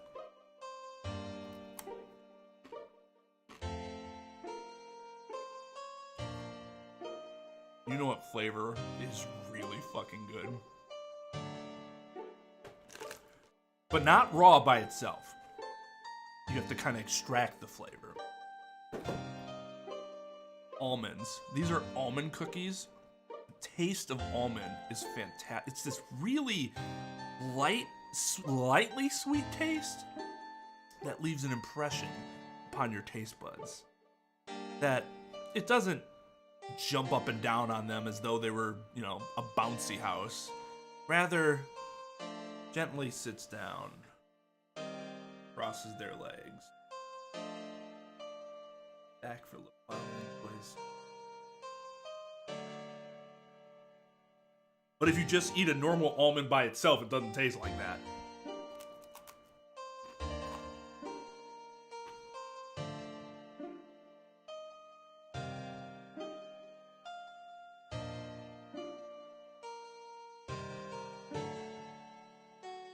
Oh, that's good.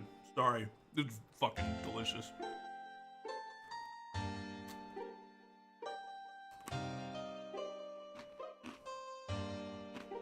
Yeah, man.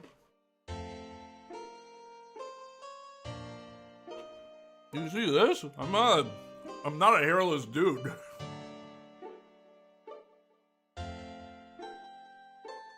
I'm 6'4" with a lot of fucking hair. I'm actually a grizzly bear. I saw Robin Williams' arms when I grew up, and I'm like, if I'm ever to be that funny, I need those arms.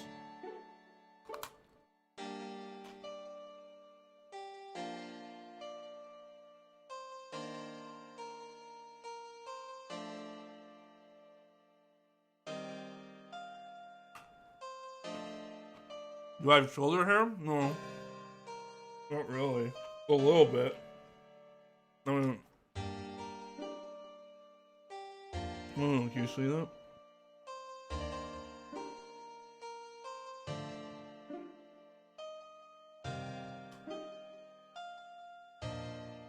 Chest hair, obviously. But no, I don't really have shoulder hair, no.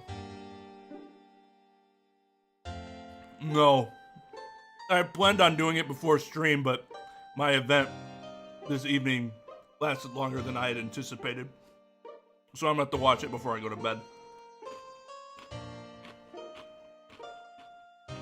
You're lying.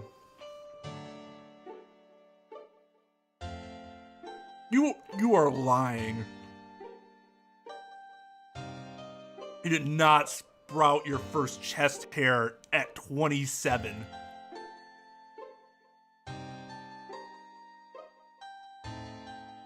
Almond flavored tongue. Fur is murder.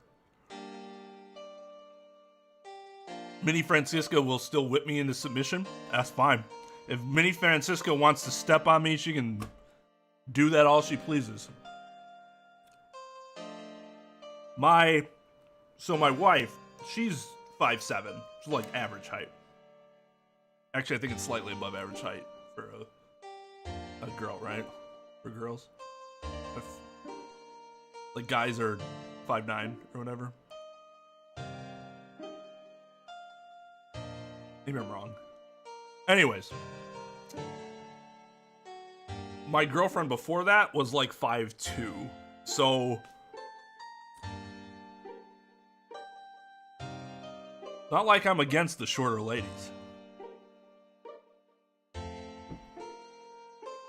You want to come with the stilettos and step on my face? You are welcome to try.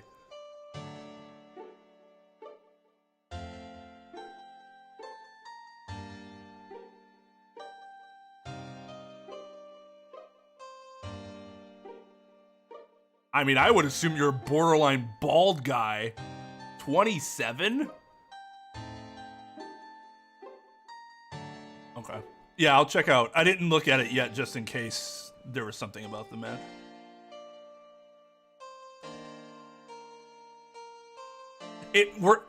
Trep, we're talking US. I think Tara's right. So yeah, she's slightly above average. I'm hoping my children are like 6'10". Like, good for y'all.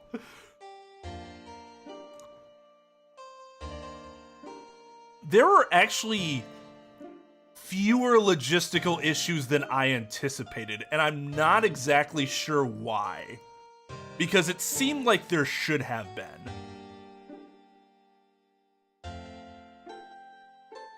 But yeah.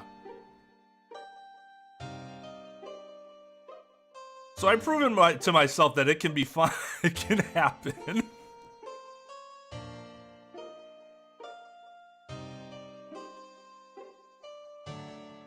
Fuck that. She just has to wear heels and get on her tiptoes from her heels every time she wants to kiss me.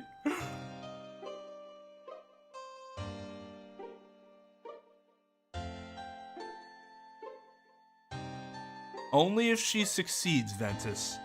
Only if she succeeds. Can throw around like a basketball.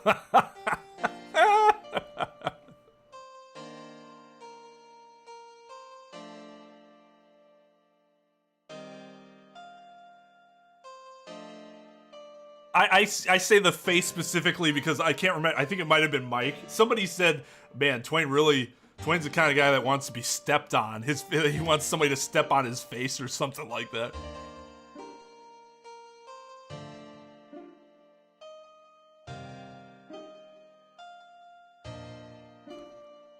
You do have the... I don't know what it is. From your profile picture to your general demeanor. It's more the demeanor. Not the speech itself, but the demeanor of how you go about. You have the confidence of a big guy.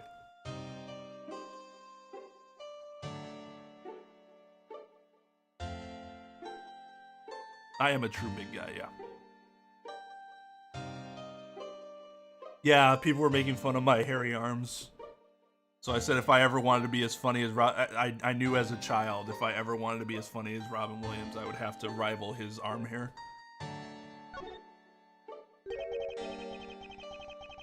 Why did you lie about receiving the captain's permission like that? Because I didn't think I would be able to get his permission. What do you mean? The captain, he only has ears for Cammy. I mean, yeah, I heard them out there. They're basically scheduling the next time they fuck on the plane. Everybody knows that. I spoke with the captain a little earlier myself. He definitely seemed to be rather taken with Miss Mealy. Yes, and on top of that, I had mistakenly accused Mr. Edgeworth of being the killer. I wanted to make amends. In that case, please allow me to thank you for what you did. Thanks to you, I was able to clear myself of all charges. Really? You're able to prove your innocence? Oh, thank goodness. Miss Tenero, is it? I need to know your full name, otherwise I can't address you properly. There is one more thing I'd like to ask you. You were in the in-flight shop just before the turbulence, weren't you? Please answer honestly. Yes, I was. And why were you there?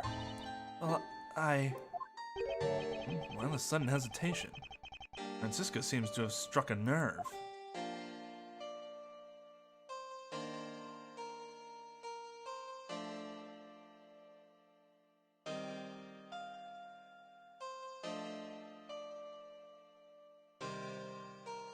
Yeah, Mike, you know me.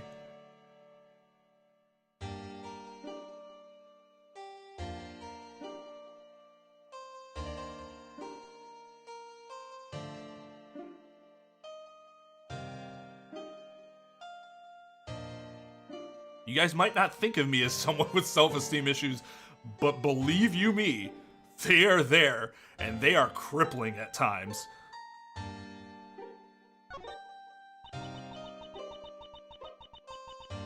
All I did was go check up on the shop like I always do. You're saying it was for the work then? The work? For work? Ignore that I said the word the. Yes, I'm in charge of the shop, so I have to keep an eye on it. I don't have any reason to go there otherwise. After your visit to the shop, you paid a visit to this room, correct? Yes, I came back to freshen up and adjust my makeup. I'm sorry, but there isn't much else to tell. Miss Tenero claims to have no reason other than duty to go to the shop. And is that all there is to it? Maybe I should ask her about that thing. What thing?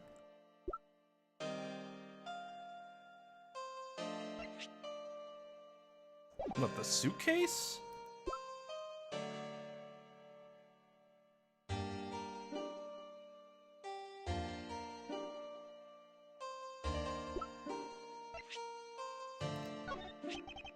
You can please take a look at this for me, Miss Tenero. Oh, that suitcase. Yes, about this suitcase. You are the one who designed it, correct? And I think I figured something else out about it. This suitcase is the reason you went to the shop, isn't it? There's nothing you won't find out eventually, is there?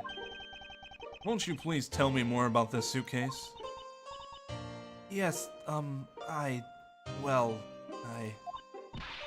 was interested in seeing how the suitcases I had designed were selling. I know that as a service professional I'm not supposed to care. I really wanted to know, and I was glad to see that it was the last one there.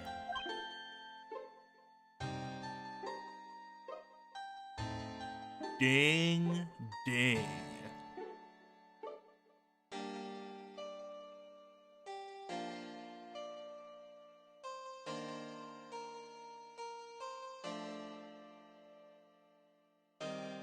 Well, no. That's the thing. That's the thing. I'm not saying common self-esteem issues. I'm talking about, like I said, literally crippling, at times, self-esteem issues. Freezing up, can't do anything, completely unsure and lacking confidence in myself. Thankfully, that has never happened with work. For some reason, like, I feel like I get into a different mode when it comes to work. Like, my body enters this, like, permanent, not permanent, but long-term fight or flight response that, like, keeps the mind from seizing. Like, social situations, on the other hand? The last one there?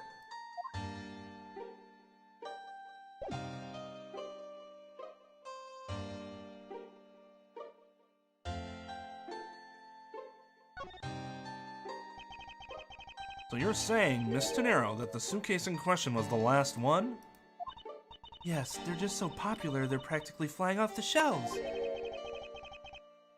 Why is she twitching? That's not exactly the impression I got. Oh, because she's lying. The one in the shop is definitely the last one. Well, we're currently looking at that suitcase. Really? Then I guess we sold all of them. Thank you very much for taking the last one. I didn't say anything about buying it. Then say you'll buy it. I'm sorry, I can't. It's just too hideous. But why? I think it'd go great with your complexion, Mr. Edgeworth. It really suits you. I guarantee it personally as a service professional. Oh god, I forgot about that. And we're back.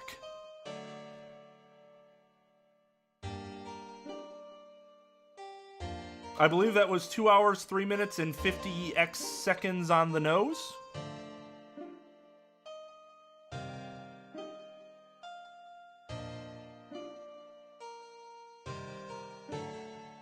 I was unemployed for a year after getting out of the military. Didn't go outside. I didn't even play video games.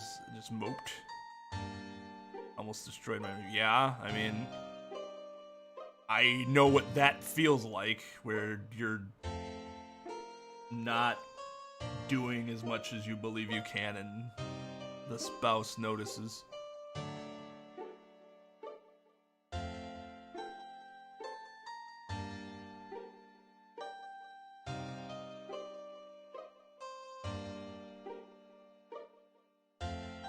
Hey, Final, what's up? Unfortunately, not everybody was here when I explained that that's going to happen. Just gotta fix it so it doesn't happen. Fix it as soon as we can. Figure out what the issue is so that it stops happening. Every 2 hours, 3 minutes, and 52 seconds. But yes, that's the other thing. Even if one of you explains it, they actually have to be looking at chat.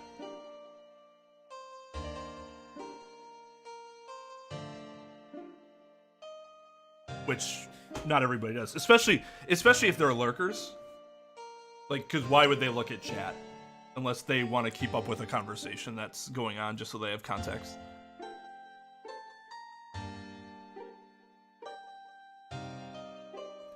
Remaining? There were 2 suitcases in the in-flight shop when I investigated it. 2? But that's impossible. I'm sure there was only 1. Looks like her story has generated quite the contradiction. When I left the shop, I'm positive there was only 1 suitcase left. Something is amiss here. Could be the meaning of this inconsistency. Hmm?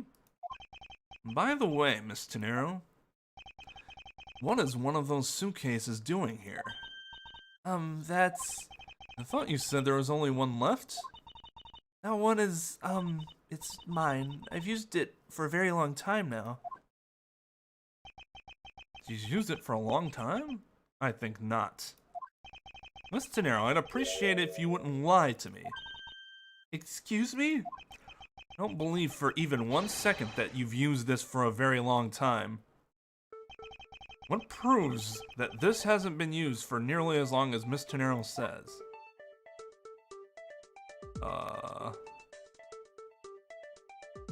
The tag? Take that! Tell me, Miss Tenero, is it also your habit to keep the price tag pristine on your suitcase? So, fun fact, guys. When I was in middle school, it wasn't very long, but there was a brief period of time where it was a fad to leave your tag on. And then not only was it a fad to leave your price tags on your clothes, but in episodes of Cribs, for those that don't know what Cribs is, it was a TV show where they would go to the mansions of stars and they would show off their house, their crib.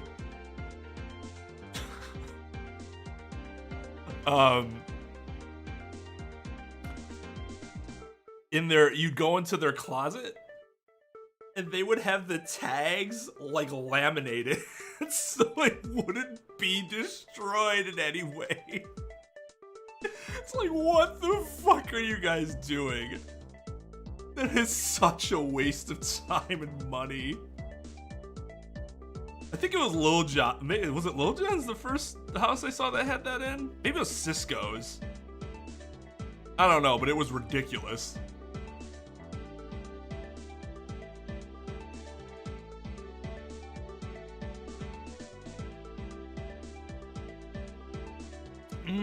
Yep, the hats were a thing too with the flat rims. You'd have the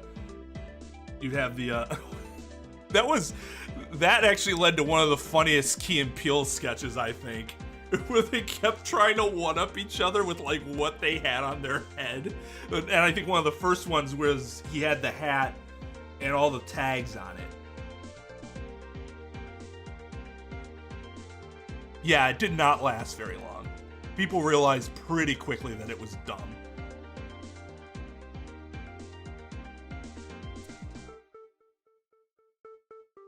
It is Blue Raz. My favorite so far, though, is the unicorn explosion. What the fuck? It's unicorn something. It was delicious, though. That shit was great. Razzle Dazzle was also good. Yeah, and I mean, that's why they're generally just trends, right? Because if something was a trend instead of something that, like, stayed as a thing, it's probably because there was something very flawed about it. Rainbow Unicorn. That's it. That shit's delicious. I can only drink about half of this, though. Otherwise, I'm gonna have a heart attack. What is the meaning of this? Why would you lie about a suitcase? Despite having faith in her design sense, the sales numbers made her cry bitter tears. The truth is becoming increasingly clear to me. She's just embarrassed that her suitcase is fuck ugly. Miss Tenero, I think I understand. I know what you are trying to hide. Now then, this suitcase, which was originally in... Seeing as how the price tag is still on this suitcase, one can only assume it was out on the floor for sale in the shop. And the person who bought this suitcase was... Take that! It was you, wasn't it, Miss Tenero? I hate to say this, but this suitcase that you designed, it hasn't sold very well, has it? Okay, so for the same, all right, this is reminiscent of 4-3, was it? The Lamoire case? if you're getting to the point where you're obviously being accused of fucking murder, you need to get over whatever stupid pride you have in whatever self-esteem based thing that you have going for you, like in this case her suitcase, and just tell the truth. Look, I designed this suitcase. I thought it was really pretty. No one else wants it, so I'm embarrassed because I designed such a fucking ugly suitcase. Instead, she's like, but I can't tell you anything about that. And it's like, okay, yeah, whatever.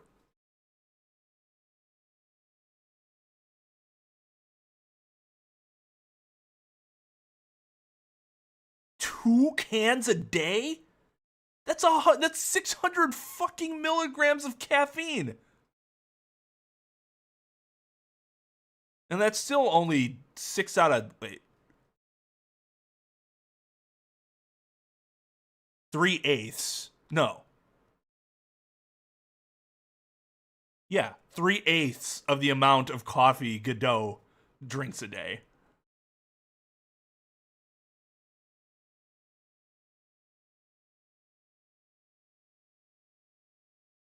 There's no body, there's no murder. If she's getting questioned like that, I think she should have a suspicion. Unless she is that naive.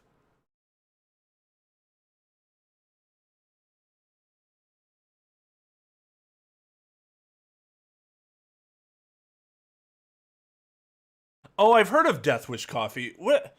I heard that some YouTuber was talking about that. I had not known what that was until was it like Game Grumps or something? But yeah, I've heard of Death Wish coffee. That sounds insane. You're not supposed to have more than what, 150 a day, and anything more than that, you're like testing your body.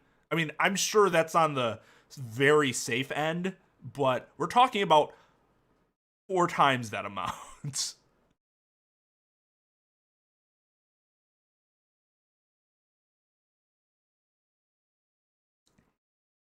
Like I'm legit worried about just drinking this like too quickly. Cuz if I drink an energy drink like this too quickly, this is going to be my heart. Boom boom boom boom boom boom boom boom boom boom.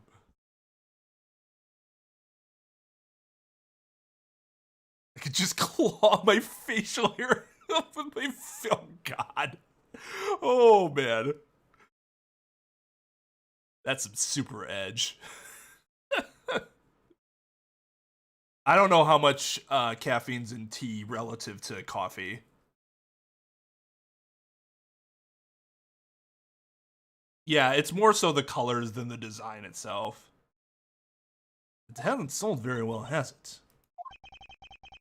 You saw how poorly this design that you poured your heart into was selling, and were deeply hurt. That's why you wanted to make it look like it was selling by buying it yourself. Isn't that right? Hey, so mood and relatable. When we first made this channel, I always tried to add at least 5 views through different accounts. Just to make it seem like somebody had seen it. It's like 5 was like the bare minimum. Because if you see something with 0 views, you're not even gonna bother. But 5 views, well, 5 people saw it. Sometimes you just gotta boost yourself, even if it's horribly misguided. Then the reason you went to the shop and came back here was, I'm sorry, all I really have is my job. I was overjoyed when my design was chosen. I thought that maybe I'd finally accomplished something. But the suitcase didn't sell. It's because of the design, isn't it? No, it's the color palette. All because, as you put it, hideous. I can't say they chose a great piece in which to sell them either. You weren't selling a single one, and they were just sitting there collecting dust. I felt so bad seeing them there day in and day out. I decided to buy one for every flight I worked. You buy one every single time you work a flight? That's expensive. I see. So in order to keep your resolution, you went and bought one today as well. Yes, and here's my receipt for that purchase. This receipt is clearly timestamped 5:40 a.m. Who the fuck was at the who's the cashier? Truth is, there's still a bunch of them left unsold. We're planning to scrap the remaining ones at the end of this flight. Miss Tenero, where are these other suitcases? They should all be down in the cargo hold. Then the suitcase the killer used could very well have come from the cargo hold. Mr. Edgeworth, you didn't think that the killer used one of my suitcases to... Yes, I do. The killer used one of your beloved suitcases to move the victim's body. Ah, how could they? Those suitcases were meant to be faithful partners to our passengers on their trips. That's all I ever wished for them to be. Miss Tenero, is there any other way to get to the cargo hold other than the elevator? The only other way is just through the door, that door there. And what about security? That door has no special lock installed because to enter this room, you need a special key guard that only crew members have access to. Which means that the culprit is someone who can enter this room, eliminating the passengers and leaving only crew members as potential suspects. I can't believe it. Jesus Christ, what is your problem, Francisca? Going on these wild goose chases, you're a disgrace to the Von Karma name. And what do you mean by that? And besides, I don't have the Von Karma name. The suitcase came from the cargo hold. That fact alone tells the whole story. Yes, which is why I said the culprit must be a crew member who used their keycard. Miles Edgeworth, you're proposing that the killer rode the elevator from the cargo hold, correct? Yes, that's the only realistic possibility. The other attendant, Miss Mealy. I asked her earlier and she had this to say. Francisca got information out of Miss Mealy. In order to make the elevator go down to the cargo hold, a different key card is required. A different one? Yes, and the only person who holds that particular card is you, Miss Rhoda Tenero, and only you. Ah! What? Is this true, Miss Tenero? Yes, I keep that key card in my locker at all times. Could you please show us that card right now? Yes, hold on. Ah, I don't believe it! What's wrong? Did you lose it? The key card, it's gone. Yeah, I'm sure it's gone. Very clever. Pretending that your card was stolen when in fact you're just trying to hide it from us. You've really thought this through. Wait, it's not like that. You can tell us all about what it's like down at the station. Officer, arrest this woman. Yes, ma'am. Mr. Edgeworth? Dude just crossed his arms. I turn my back to you. What's wrong? There's disbelief written all over your face. Francisca, I know that you are the lead investigator on this case. However, hold it. Don't even think about wasting any more of my time. You know the rules as well as I do. Evidence speaks louder than words. Even if this isn't a courtroom, that basic tenet still applies. I intend to investigate the cargo hold now. What will you do, Miles Edgeworth? I intend to do likewise.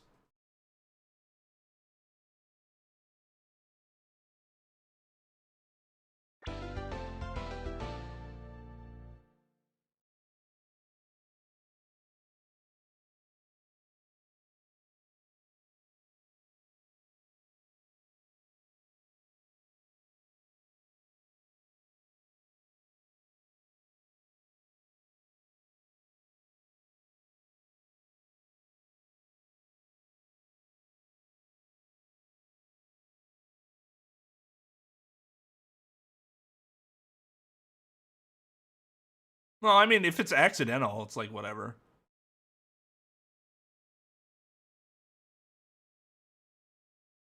They're $1,200? I guess I didn't pay attention to the price tag. Is that US dollars? Politicians give themselves fake votes. It just means, it doesn't mean what I'm doing is not bad. It just means what they're doing is worse. YouTube's actually a lot better now about like not counting like a bunch of views from the same accounts. So we don't get like boosted videos that are a lie. 2 cups of coffee is around 200 milligrams, roughly. The average cup of coffee can range from what, 95 to like 120, 130.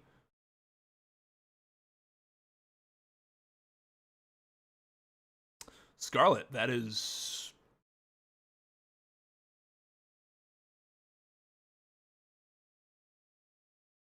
well put.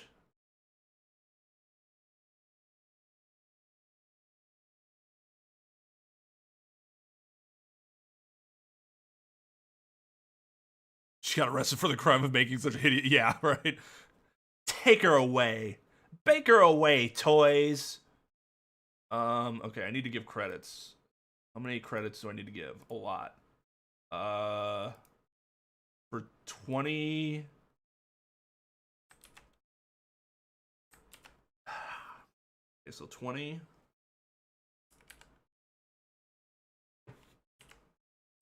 25. 30.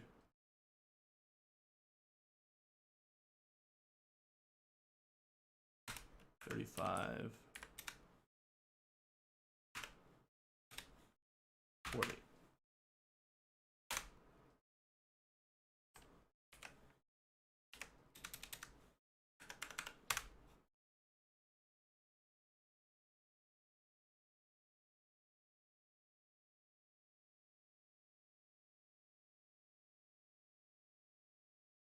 Say you watch the same video 10 times.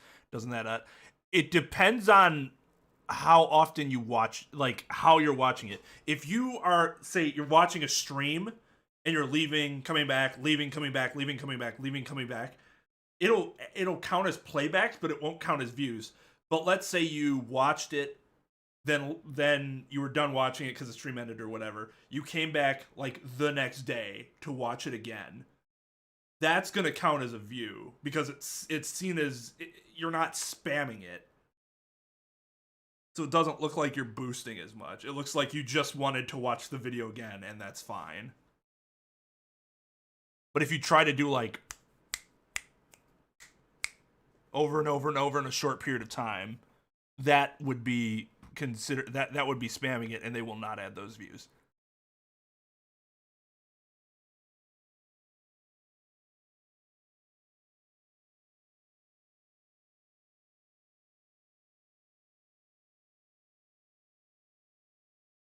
Oh, good lord. That is something.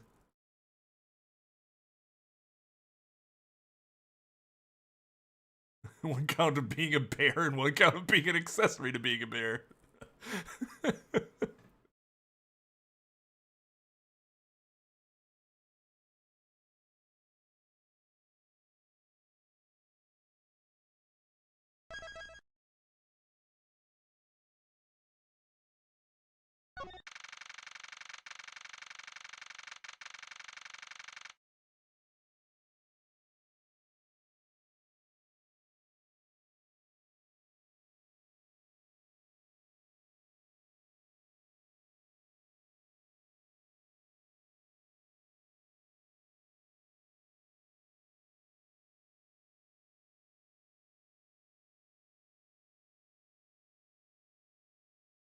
About a year ago, I started watching your Phoenix Wright videos and was about to start studying for the LSAT. Now I've graduated college. I'm committed to law school. Any advice for an upcoming 1L?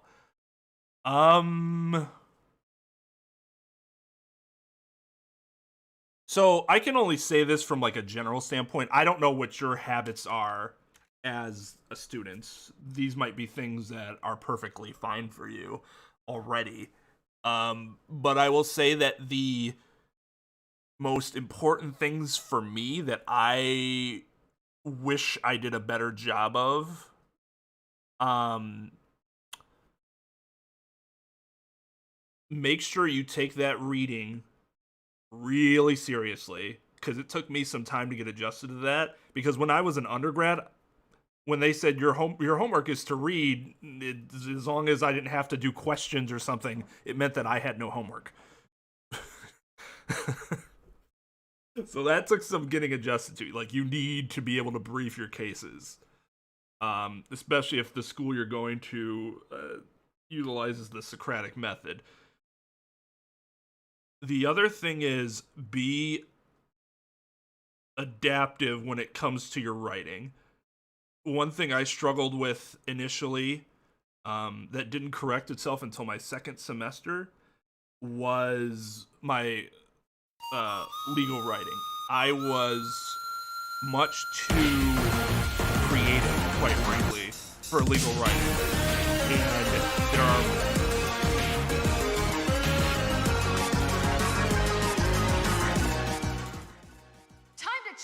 Oh, hey, Wild Mute, thank you for the raid. Much appreciated. How's it going? Just giving some advice for law school. Thank you, Ethan, for the follow. What were you playing this fine evening?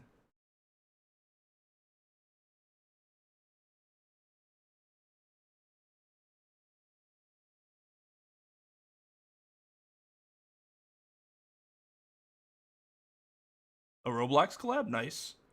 Nice. Yeah, Roblox can be really fun. I haven't played it in a while, but I know my nephew's like huge into it, so watching him play, like, nostalgic. I remember playing those games not too long ago.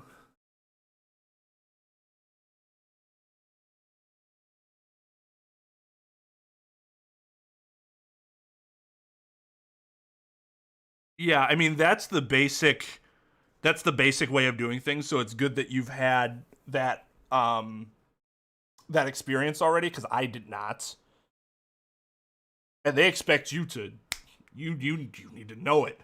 Your first day in there, you need to know, you had to have read what they assigned. But like I was saying, the other thing is the creative, the writing thing. I had a problem adapting from creative writing to legal writing because I was too stubborn about it. And it wasn't until my second legal writing professor really helped me get over my own roadblocks. So just be very open minded about writing in a way that perhaps you would not have thought of as being the right way to be writing things.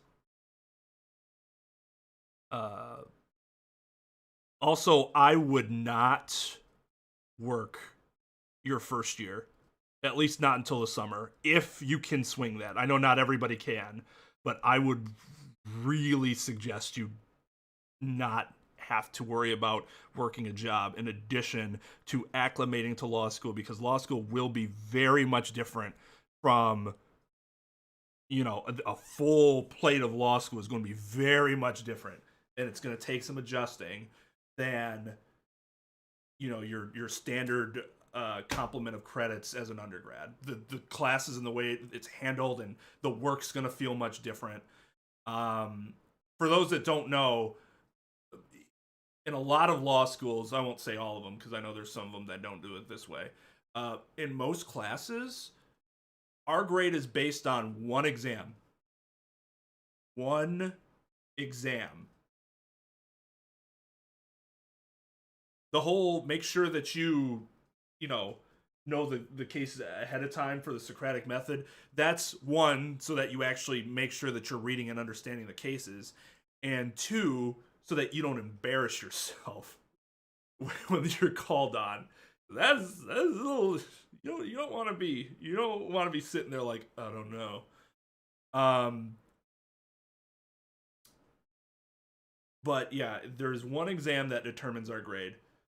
So that is something unlike I never had an undergrad class that was anywhere similar to that. Most of my classes had at bare minimum 2 exams and then probably some homework that your grade was based on.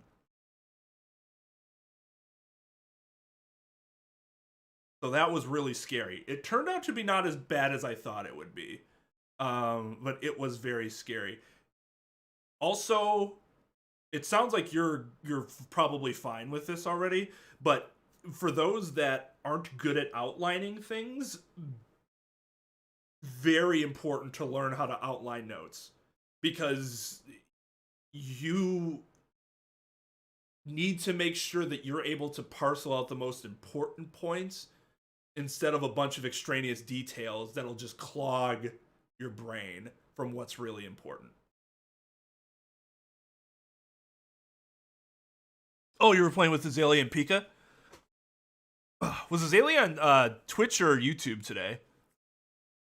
I saw that Pika was streaming. I didn't know he's streaming Roblox. I know he's had to try to rebuild his channel because YouTube fucking dicked him of his other channel.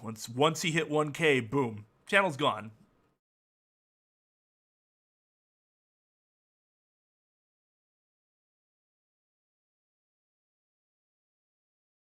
No.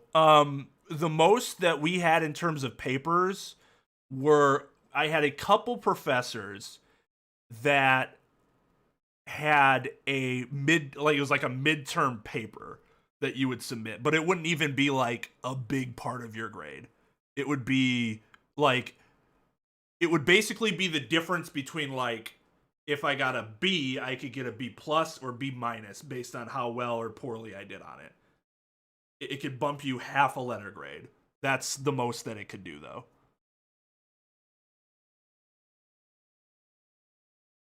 2L and 3Ls are fucking breezes compared to 1L.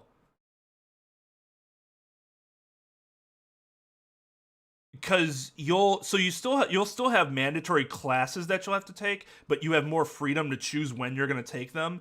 And the elective classes, like I took a lot of IP classes. I was far more interested in the IP classes than say torts. And torts didn't interest me at all. IP on the other hand, hell yeah. And that can be a big difference when like a lot of it is put on you to be able to do what you're supposed to do, as opposed to the class itself kind of holding your hand. Hey, Pika, thank you for coming in on the raid, dude. Heard you was collabing on some Roblox.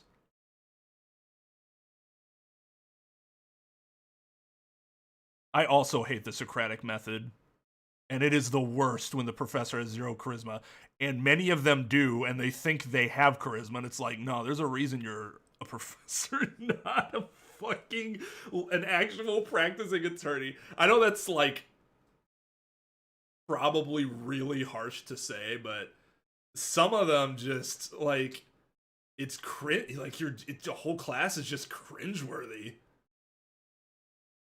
Time to change fate.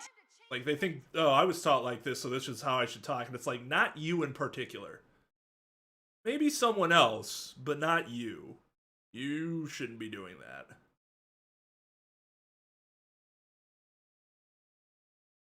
Did YouTube give you any explanation for why your channel was removed yet?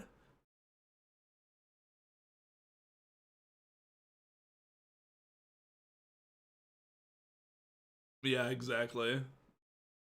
Yeah,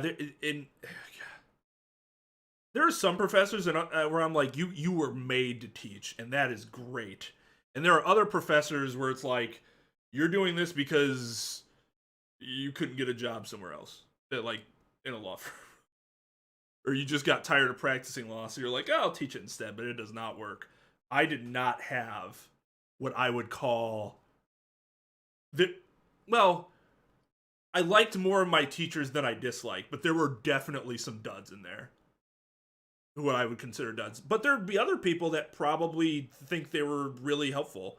It's just that, they took an approach that for me was not very helpful, but for other people it might be very helpful. Teaching is a very, it's not a universal sort of thing. Otherwise it would be much easier to do.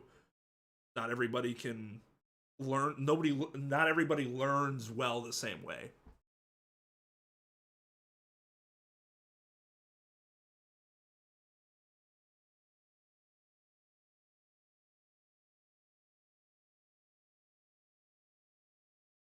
Who taught you through YouTube? That's pretty cool.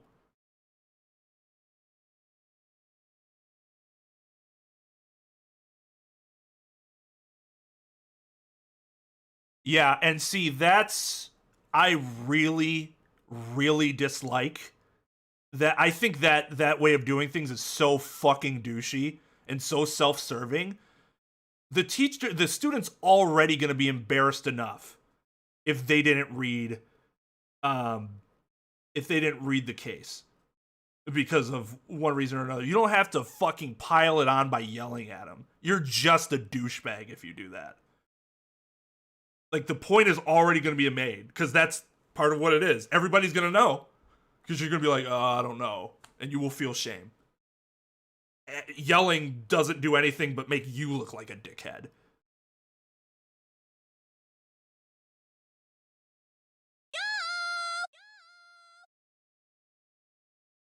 Thank you to, is it Zaria? See, for the sub on YouTube. Like, I cannot stand when professors do that.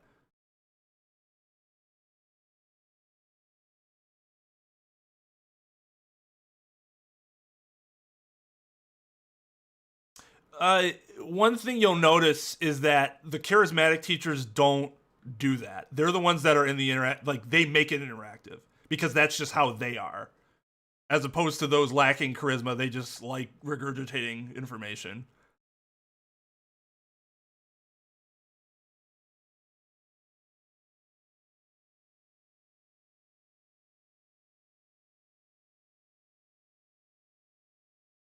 Oh, you got oofed on the 6.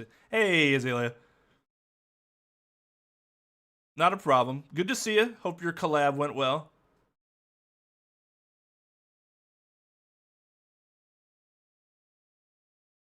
That is very interesting, Mike.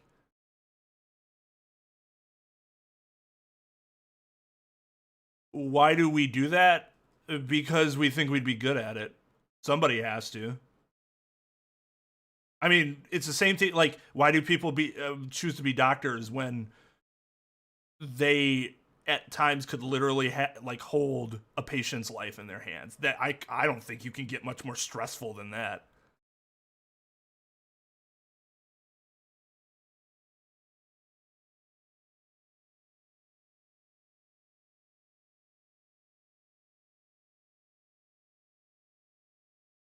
Yeah, this part won't be in the VOD.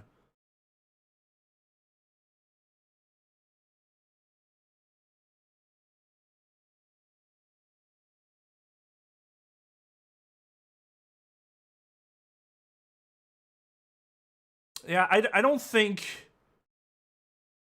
The only time I had professors that would get on somebody is if they were multi-time offenders. And it's probably because they assumed that not yelling at them the first time didn't help. So that they need to pile it on. So that they really get it.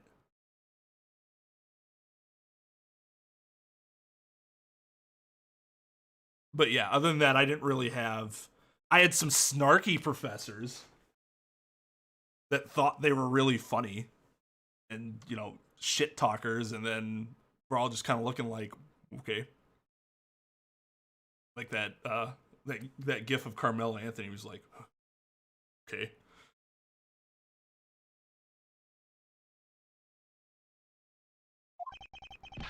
Wow, so this is the cargo hold, huh?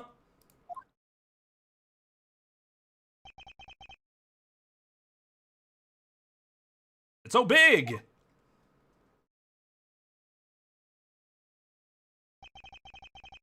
This plane is a special model. It has both a super large cargo hold and ultra luxurious first class seating. Yeah, how fucking huge is this plane? Look how tall the ceiling is. And there was another floor on top of the one we were just on. So is this the real scene of the murder? There is certainly a high probability of that, which is why we are here, correct? Okay, let's get investigating, sir. Alright, no problem, Zayla. Take it easy.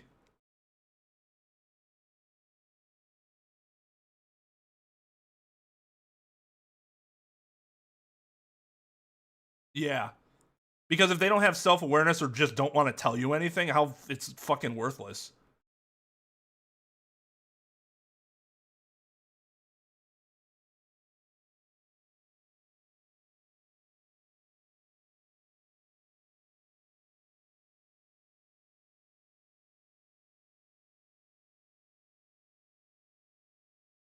All right, later, Mew. Guys, go make sure to throw Mew a follow on Twitch. It's a wild Mew, one word. Show him some love throwing the radar away. I would greatly appreciate it. Yeah, see, I never had a professor get snippy at me because if I did screw up, it wasn't something that was like a repeated thing.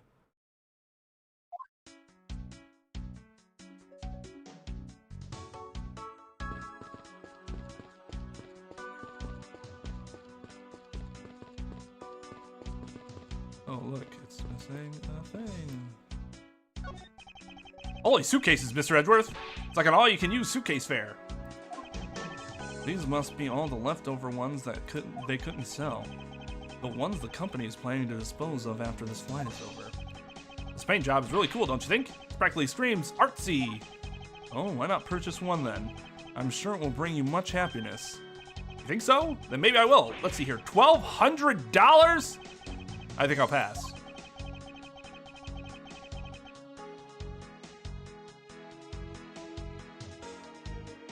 Okay, you weren't kidding. $1,200? And she bought one she's a drug dealer. She has to be a drug dealer.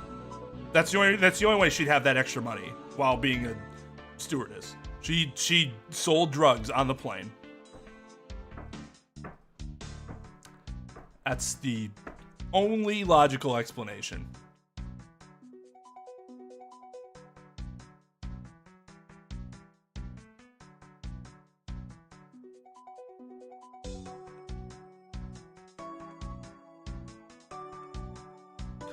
Professors in my school generally were very receptive to students wanting to debate them or questioning them. It's not that it was encouraged, but they certainly did not discourage it.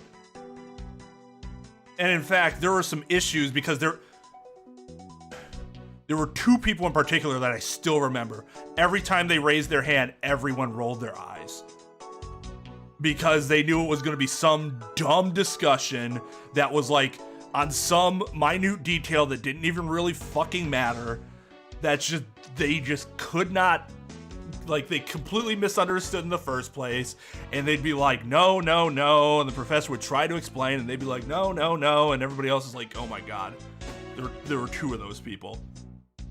Everybody has that person in school at some point, right? Where every time they raise their hand, you roll your eyes. Two people in my class, and I happened to be with them in every single one of my 1L classes. It was pain. They were like single-handedly the reason some of the classes got behind because they would spend way too much time on dumb shit.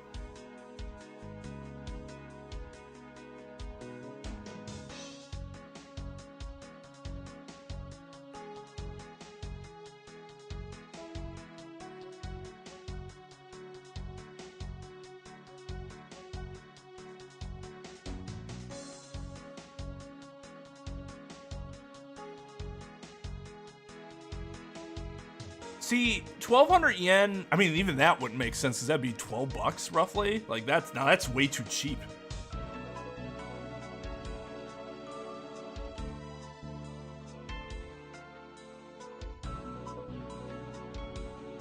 Yeah. Yep. Insulting a student just shows how much of a fucking idiot you are as a professor.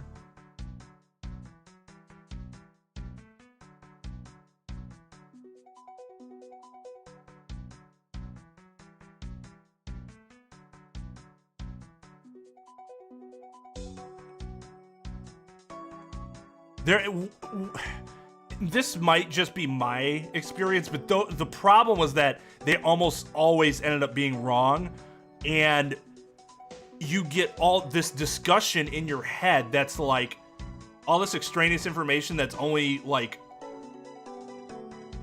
distracting you from the main things you should be learning. So I think there are some professors that needed to do a better job of shutting that down quicker. But again, I don't think they wanted to discourage debate because that's what we're there to learn, like, how to do, right? Oh, I'd buy it for $2. I'd buy this for $12. I would rock this suitcase. I'd be walking around with, hey, you can't tell by the world you walk, I'm a woman's man, no time to talk. Music, like, yeah, and people would be like, why is he strutting with that fuck ugly suitcase? Whatever.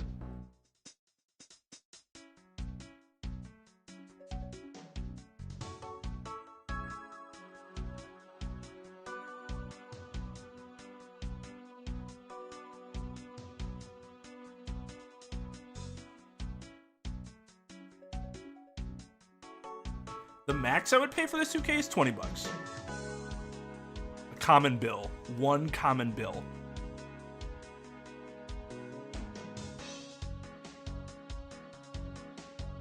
Oh, God. Herbert's the worst.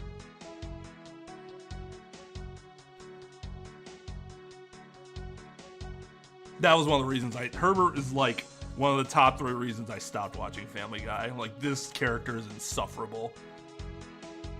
But apparently other people think he's funny, so they keep pushing him. Like, this is fucking... Ugh. Gross. And Miss Tenero wonders why they didn't sell. You need 2 jobs just to buy one. It definitely looks like one is missing. What is this brittle substance I'm stepping on? Bunch of glass fragments?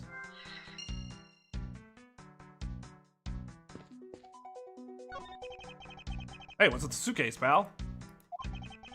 Is where the victim checked in, sir. So this suitcase belonged to Mr. Hicks. I don't think he'd mind if we took a closer look. There's nothing out of the ordinary in here, sir. Wait, a file? There's a photo of Miss Von Karman in it, sir. Looks like a profile on Francisca. Why would Mr. Hicks have a file on her?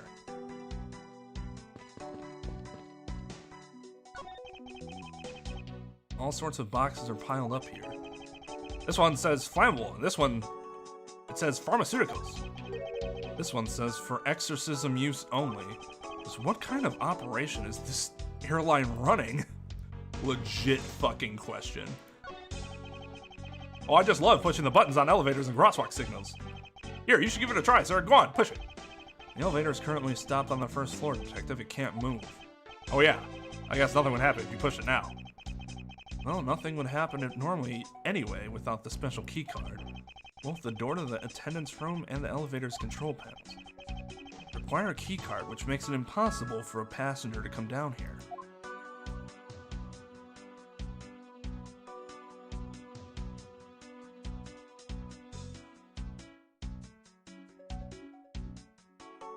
I would also rather use card boxes.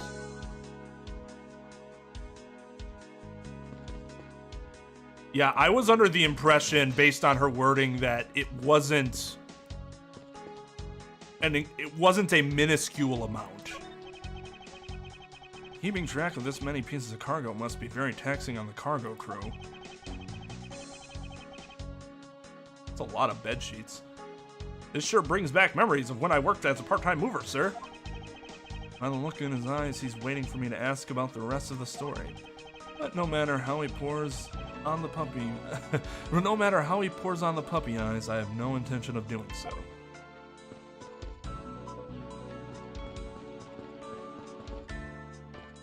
talk to Francisca and be like, yo, the fuck?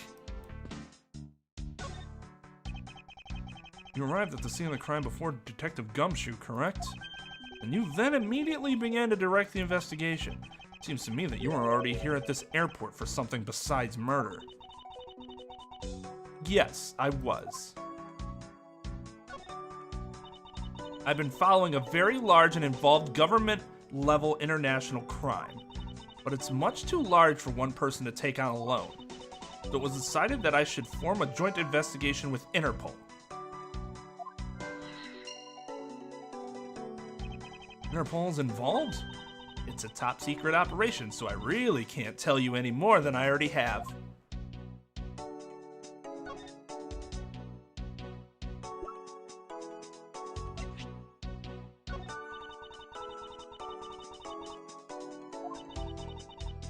Dude, it's literally your fucking profile.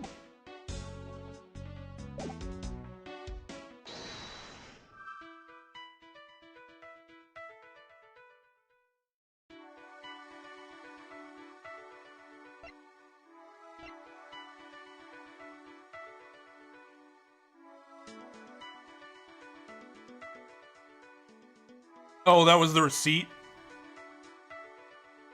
Fair enough. Right back.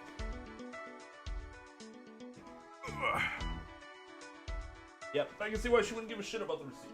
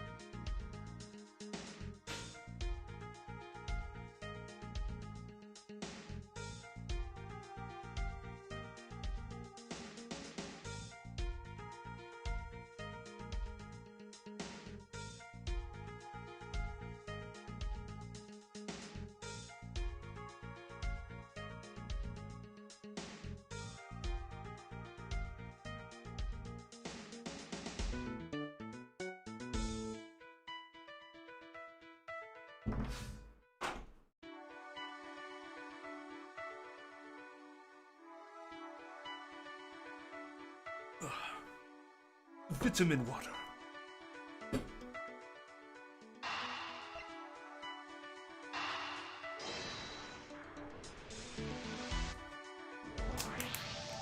I think we can safely conclude that these fragments are from a pair of glasses. And the victim was wearing a pair of broken glasses. Exactly what I was thinking. I'm sure that the shards would match up perfectly with the remnants of his glasses lenses. Ergo, the victim was here just as I suspected. So you're saying that the real scene of the crime was here, sir? Isn't that what I've been saying for a while now? Oh, is it? I didn't know that. Perhaps it's a bit early to draw that conclusion. However, I believe that the probability has just skyrocketed considerably. All that's left is to find the murder weapon.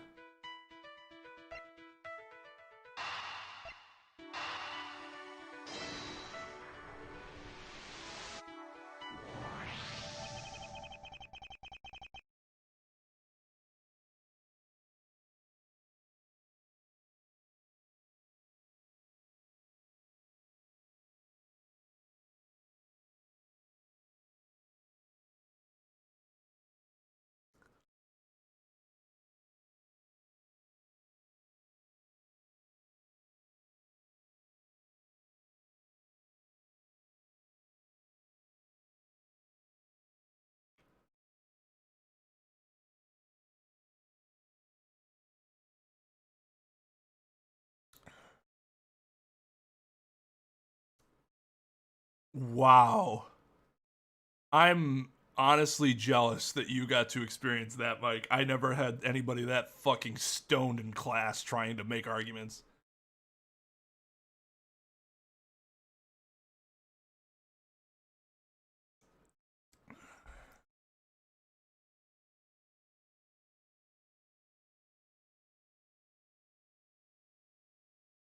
Now, why would Mr. Hicks have documents profiling Francisca? Oh, I know. I bet he's a big fan of Miss Von Karma, sir. Francisca said that she had come to this airport as part of an Interpol investigation.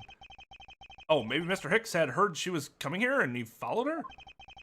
Detective, I think it's more likely that Mr. Hicks was, in actuality, Interpol agent Hicks. I think Francisca has some explaining to do.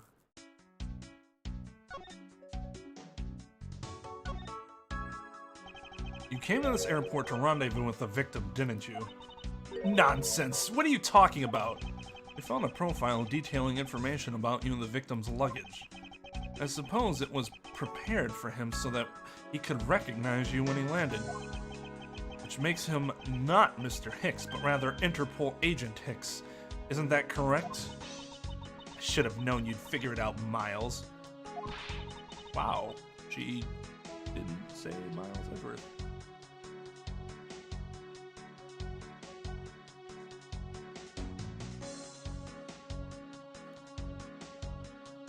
Mike should be in law school. But it looks like they got to him first. So he really did come here to receive an Interpol agent then? Yes. Agent Hicks was on the trail of a very large international smuggling ring.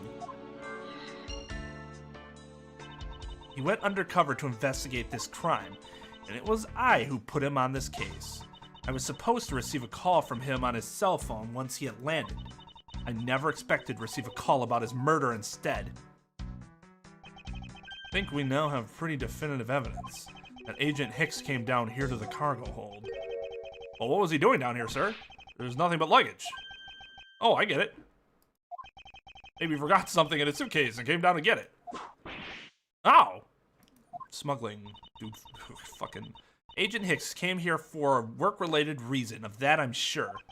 Yes, I'm sure he was here to investigate the smuggling operation he was observing. Francisca, do you know exactly how he intended to pursue his investigation? No, unfortunately I was going to find out from him after he landed. I see, but this raises another question. A normal passenger can't access the cargo hold on their own. Agent Hicks must have identified himself to a member of the crew and entered the cargo hold with that person who let him in. Yes, and then he was murdered here. These glass fragments and his broken glasses are a testament to that. And then, the killer put Agent Hicks into one of the spare suitcases and they entered the elevator, but while they were riding it up, the plane hit that patch of turbulence. Because of the intense shaking, the suitcase popped open and Agent Hicks' body flew out. At the same time, his wallet fell out of his pocket, spilling its contents everywhere. Which explains why there was money scattered all over the elevator floor. Boom. I think it's pretty easy to say who the culprit is at this stage. What? Really, sir? I know what you're thinking, Miles Edgeworth, but the killer can be none other than but the killer can be none other than Miss Road to Narrow.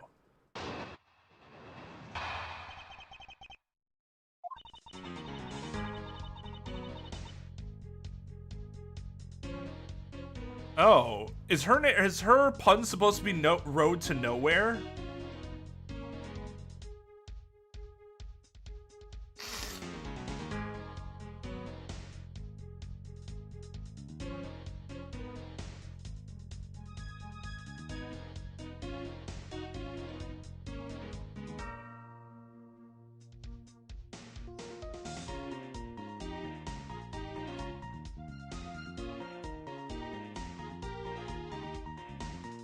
Rode a 10 arrow. Oh, I see.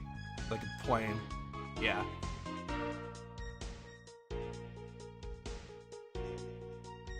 He is pretty unlucky. Like, ridiculously unlucky. Yes, you as a lawyer.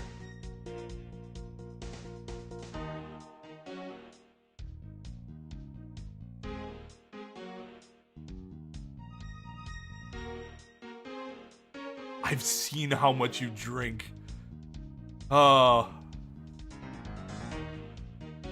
No guarantee that would change if it was something else.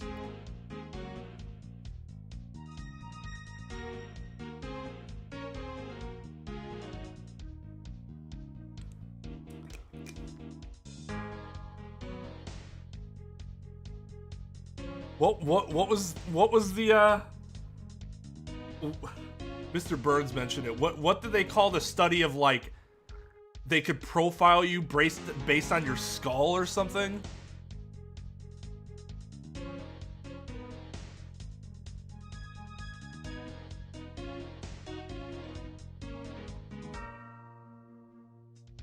We don't have to take the oath as long as we're not giving testimony.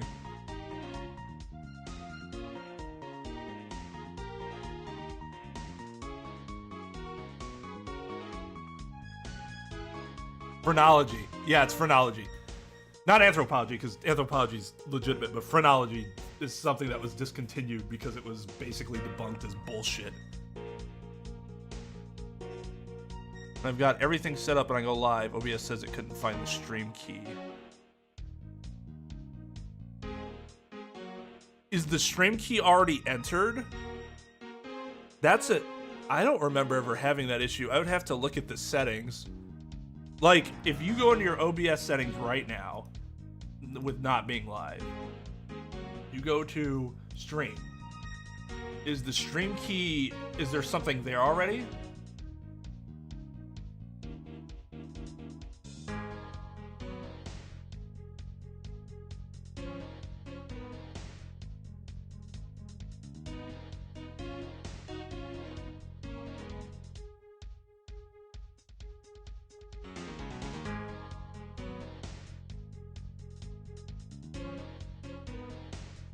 Yeah, I think Mr. Burns was trying to explain that Homer couldn't have done something because, based on his skull, he was obviously an idiot. And Smithers is like, sir, phrenology has been disproven for over 100 years, or something like that. If it was a crew member, any one of them could have shown Agent Hicks to the cargo hold. But the point to keep in mind is the keycard that allows the elevator to come down here. The only person with such high-level access is Miss Rhoda Tenero. I'd say that's a pretty decisive piece of information, wouldn't you?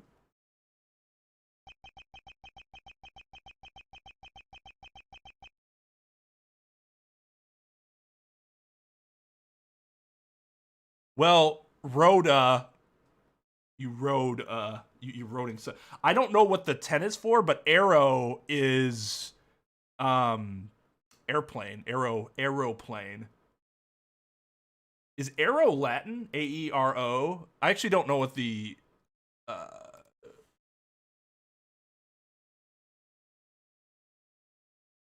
origin of that word is. 10 arrow.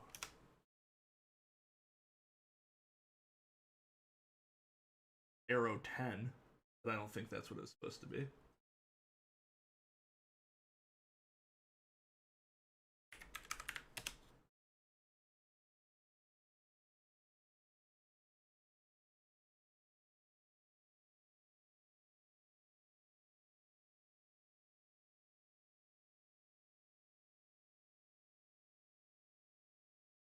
Is it, I mean, it means air, but is it Latin? I don't know.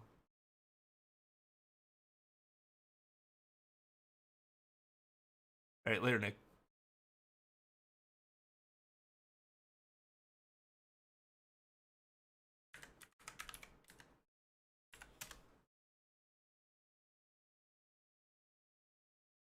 Yeah, phrenology.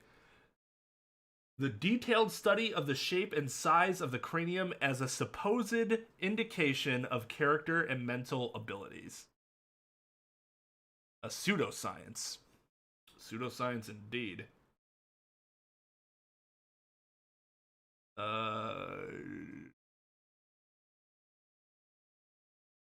Discipline was influential in the 19th century, especially from about 1810 to 1840.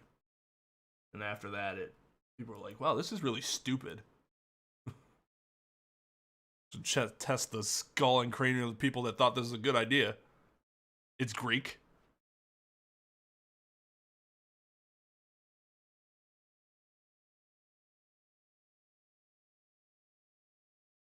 I was watching a Netflix series, and one of the things they talked about is how hair forensics has been almost completely debunked, saying they have microscopic similarities to lead to convictions, and those convictions being. Oh, that's interesting. That's really interesting.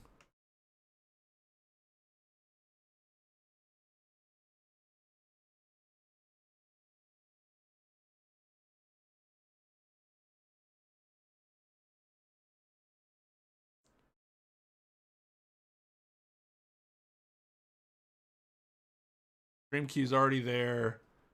Tested with private and public to see. I don't think it has to do with the private or public settings.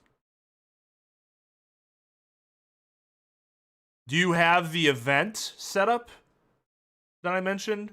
The event set up and then linked on Restream?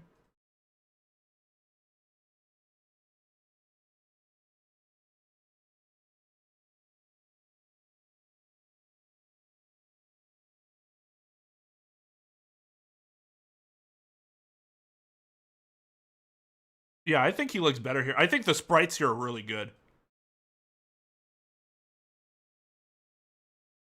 I know what she's trying to say, but I'm not certain it's as simple as that.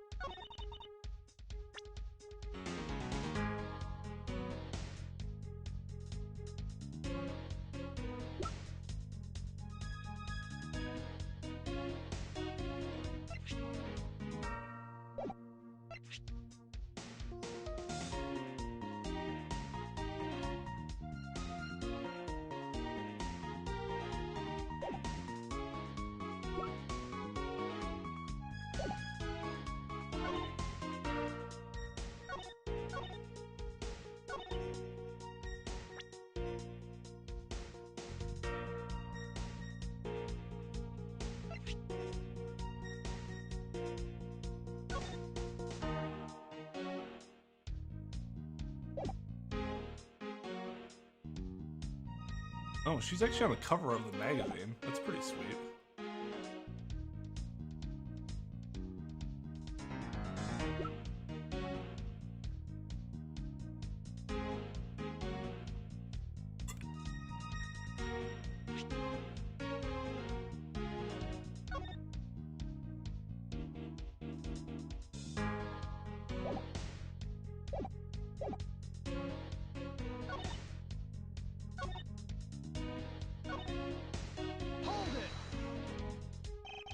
It's highly likely that the keycard was stolen from Miss Tenera. It's highly likely? Is that possibility the best you can come up with? And you call yourself a disciple of my father. I don't think I have ever heard him say those exact words.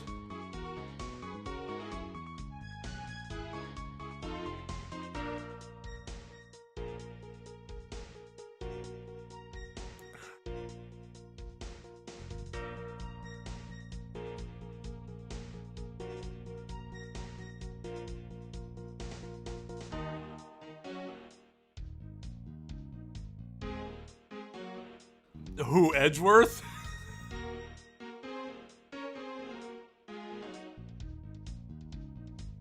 He definitely enjoys the smell of his own farts and moans when he wipes his ass. He reminds me of me. Excellent.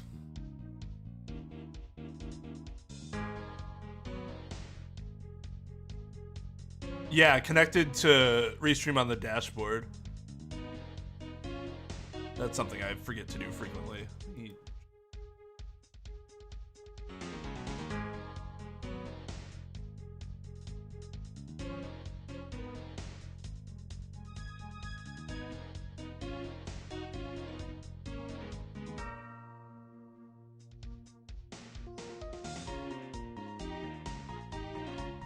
Streaming software, RTMP.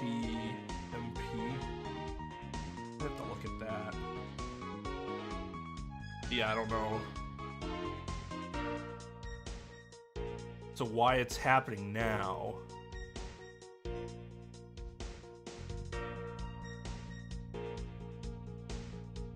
I don't know, I'd have to look into that. I don't know off the top of my head why that could be happening.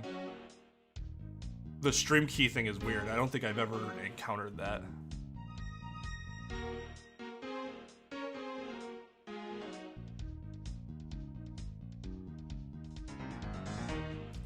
Yeah, it's weird. Her pride in him is strange.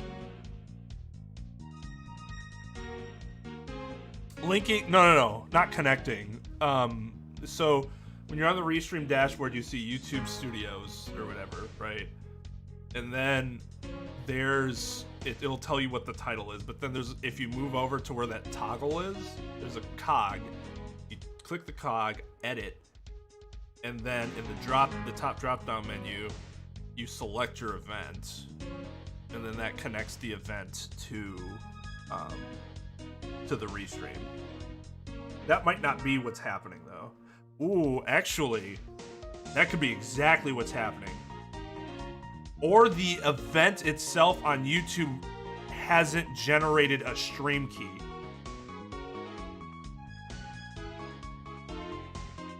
That might actually be the issue. In which case, I think that's on YouTube's end then. Where you'd have to go into the event and see if there's a stream key available.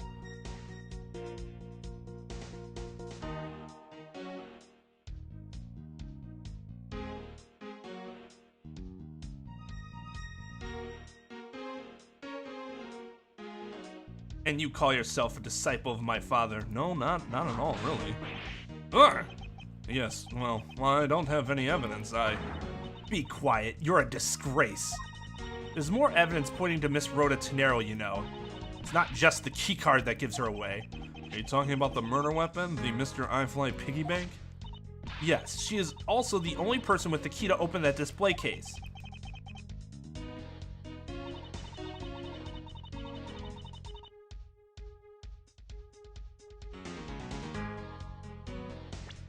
The murderous bank.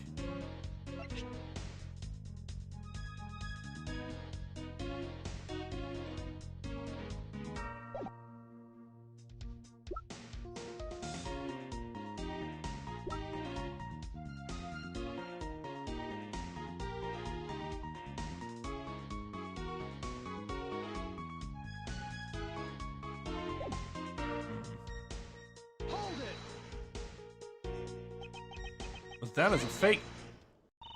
Stop right there, Miles Edgeworth. You don't have any proof that this is just a red herring. You must keep insisting on that it's a fake. Then what is the real murder weapon and where did it go? Speechless, I see. That's not a surprise. After all, you know that we've searched the entire cargo hold and came up empty-handed. There must be a way. There must be something that can help me rule out the piggy bank as the murder weapon. What should be examined further to help us ascertain the authenticity of the weapon? Not the body, because you're going to see that the body was hit.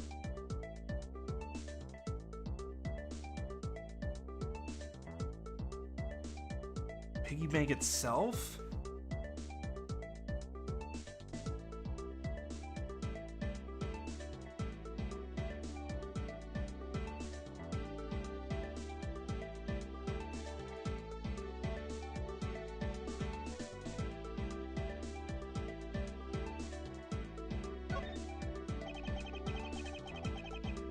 I think we should examine the crime scene in more detail.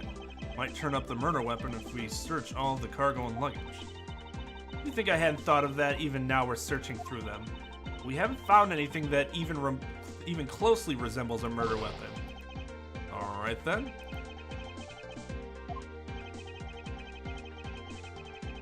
Piggy bank itself. Should examine the bank itself once more to determine if it is the real murder weapon. This is the real murder weapon. It should be damaged or perhaps have a dent on it somewhere. We've looked into that already and there is no sign of anything on it. We can't discount it as the murder weapon on that one fact alone. The piggy bank is, after all, made of a stronger material than human flesh. Ugh. Can't print. Can't blah, blah, blah. But the body, I mean, I guess, well, okay. So I guess they might be able to show that the trauma happened after death as opposed to before. I didn't think about that because I know nothing of that sort of. Francisca, I think you were too quick to jump to your conclusions. Oh, was I? Yes, we don't even have the autopsy results yet.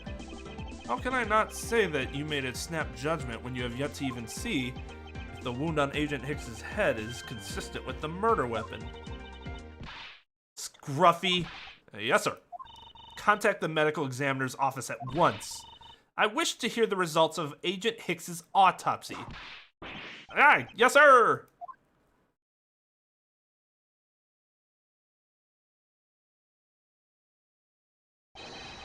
Yeah, that makes sense. That makes sense. I know very little about that sort of thing. We've got a big problem, Mr. Edgeworth, sir.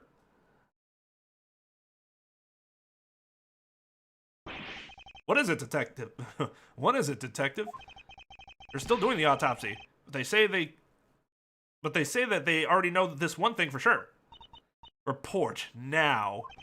The doc said that it's one giant bruise from a beating from his shoulder down to his mid-back.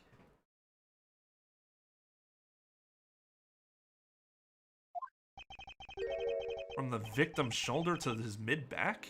He was beaten over such a wide area? I guess maybe it's a sign that the killer had a grudge against Agent Hicks. It wasn't just his head. The killer went all out and hit him multiple times, sir.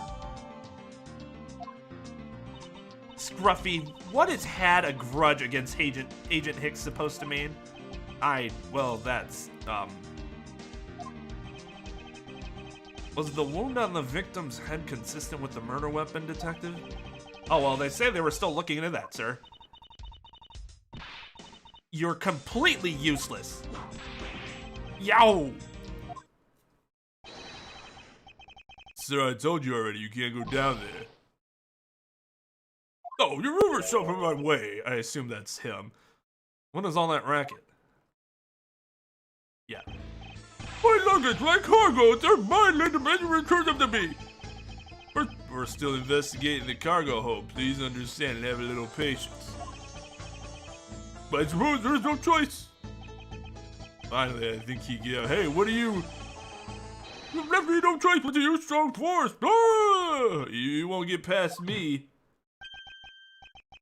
Wait, that's it. So that's what this whole thing has been about.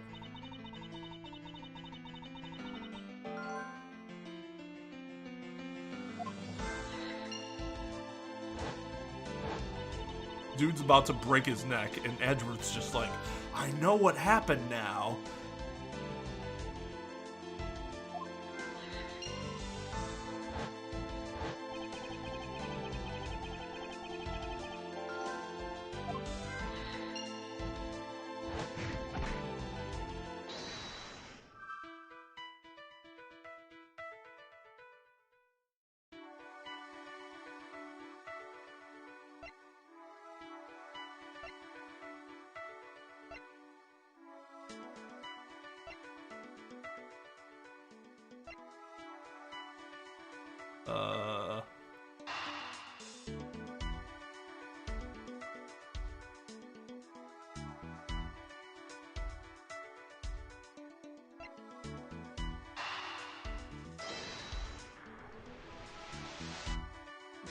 I'm starting to lose it.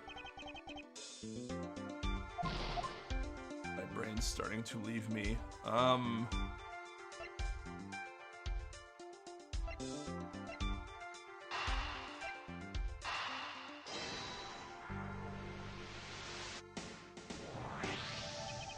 Allegedly, the killer struck the victim many times over, which is why there is extensive bruising over such a wide area. Is that really the correct conclusion to draw from the evidence? The bruise from his shoulder to the middle of his back is one continuous mark, which is more suggestive of a single blow to the back.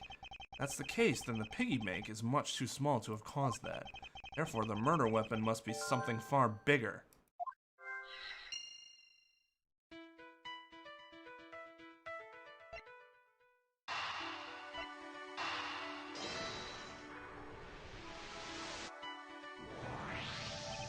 We're looking for a rather large weapon. You'd think it would stick out, but so far we haven't found anything that resembles a weapon of any sort.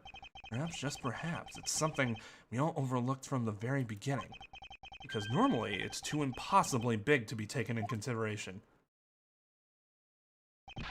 What was that all about? Was he trying to jump his way down here? Francisca. What? What do you want? I found it, Francisca. I found the real murder weapon. You did? He really jumped. We didn't realize it until now, but the answer has been right in front of us this whole time. He might be hurt. We should check up on him, sirs. We're just sitting there like having this conversation. Who fucking cares about that dude? There's that pompous attitude of yours again. Hot call, kettle black.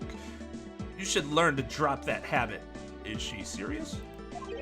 This coming from a prosecutor with the habit of whipping everyone she comes across and introducing herself as a prodigy. Anyway, if you really are a prosecutor, then you'll back yourself up with evidence. You two aren't listening at all, are you? You can go do something about it, bruh. Come on then, show me this real murder weapon you speak of. I don't think, do we have any of those?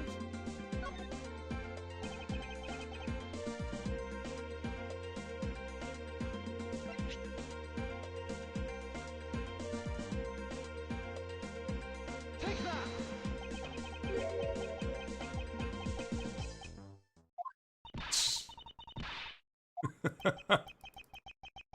That was just practice.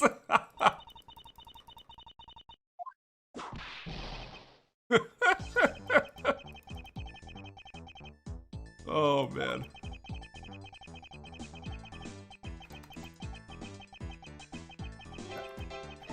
Yeah.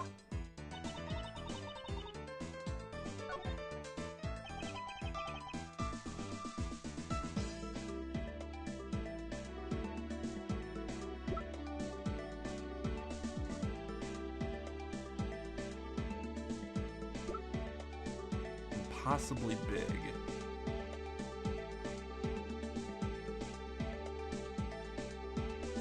I don't know. My brain is not working well right now. The suitcase itself? That seems...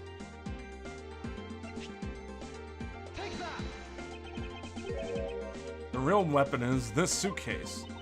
When you say it with such confidence, I suppose you must have some evidence? Of course. Agent Hicks was placed into this suitcase alive. And it was while he was in there that he was beaten in the head and BAH! I wonder if you would die if I whipped you from head to toe right now.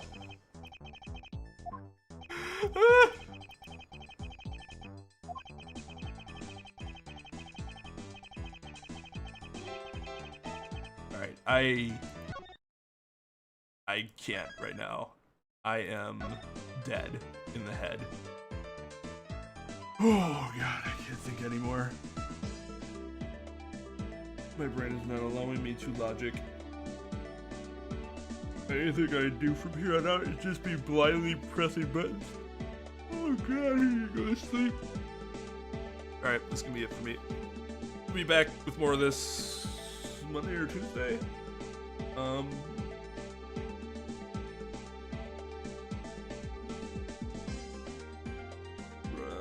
Probably Monday. Probably Monday.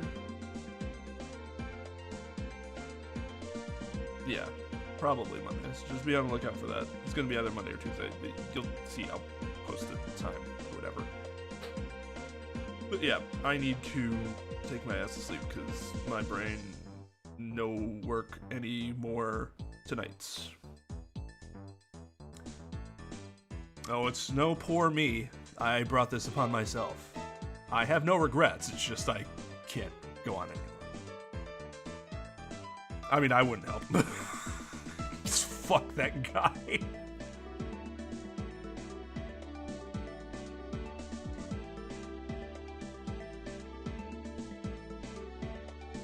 Good Lord, Mike.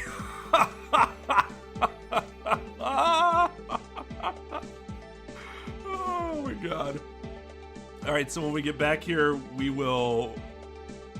I'll have a fresh perspective and I'll be able to actually think about the murder weapon thing, because I'm like, what's the murder weapon? My brain's like, nope. And I'm like, oh. Helpful. Really helpful, brain. Oh, God. Oh. Yeah, it's almost definitely going to be Monday. So be on the lookout for that, because I'm definitely going to stream Genshin next week, either Tuesday or Wednesday. It just depends on when the thing is, the next patch is released. So I don't want this to conflict with that. And then the second stream will be Friday, probably Friday. And Saturday I'll do something else, COD or some shit.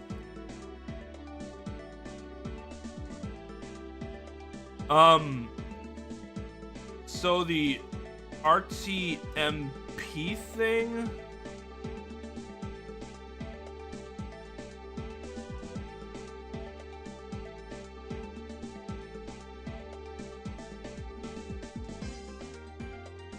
Wait, you connected your you connected the account in OBS, right? Where it says under stream key connect account recommended.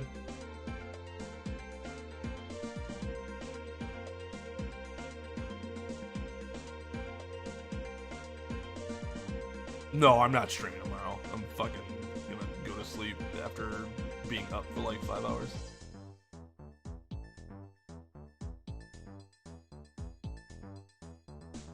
Oh, good luck on the new job.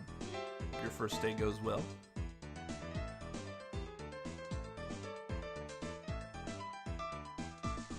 Okay, so you did do that. Here, let me give you your last bit of Lycaroons, creds.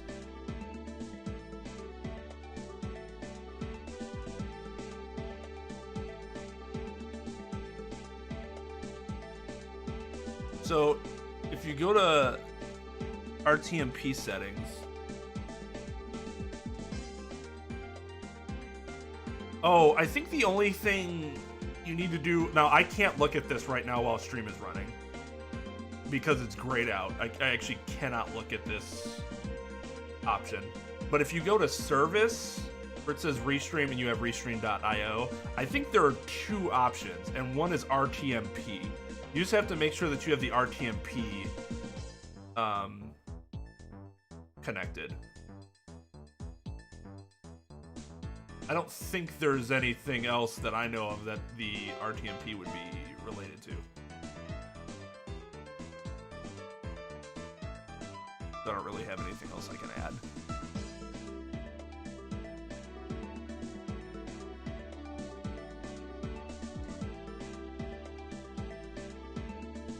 Oh, Lugia about to take that number 5 spot.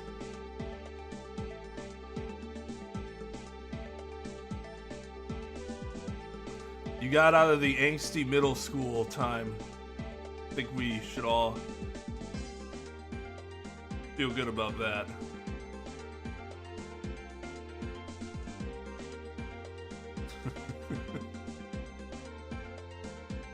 All right, everyone. I'll be back on Monday. I'll see you guys then. Hope you take it easy. I would like to raid, but I also do not because I'm just fucking tired. Thank you to A Wild Mew for the raid. Also, thank you to Lugia for the raids. And that was it, right? I don't think anybody else raided. Anybody else raided? No, nobody else raided, right? I always hate it when I forget somebody. My brain is... I think that was it.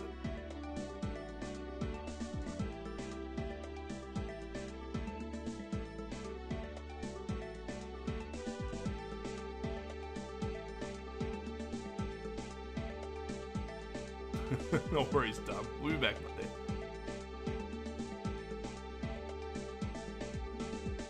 Yeah, feel free to tag me in the Discord. I'll try to look into it too. I don't know if I'm gonna be able to find the answer, but... Alright, everyone. Take it easy. Hope to see you guys on Monday.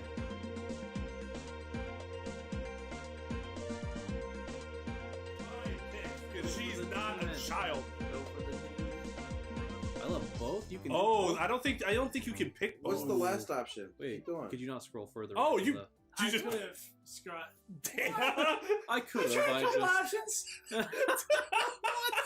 Tone is Two. not pleased. Wow. Dude, Relationships must have been easy for you in school. I didn't even need to look at the Yeah. other option. There's like Did you 8 even girls. give What's the anybody- first one I think of? Yeah, that one. I'm gonna marry her. You could have went with the angel. That would have been Yeah. I didn't know we interesting. had any other thought. I didn't know we had any other What options. did you what gives you the right? How many Yeah. girls did you give ecstasy Right. Take the to? controller, fucker. No, you've Take the already controller. ruined the game. I gotta start over. I gotta start over.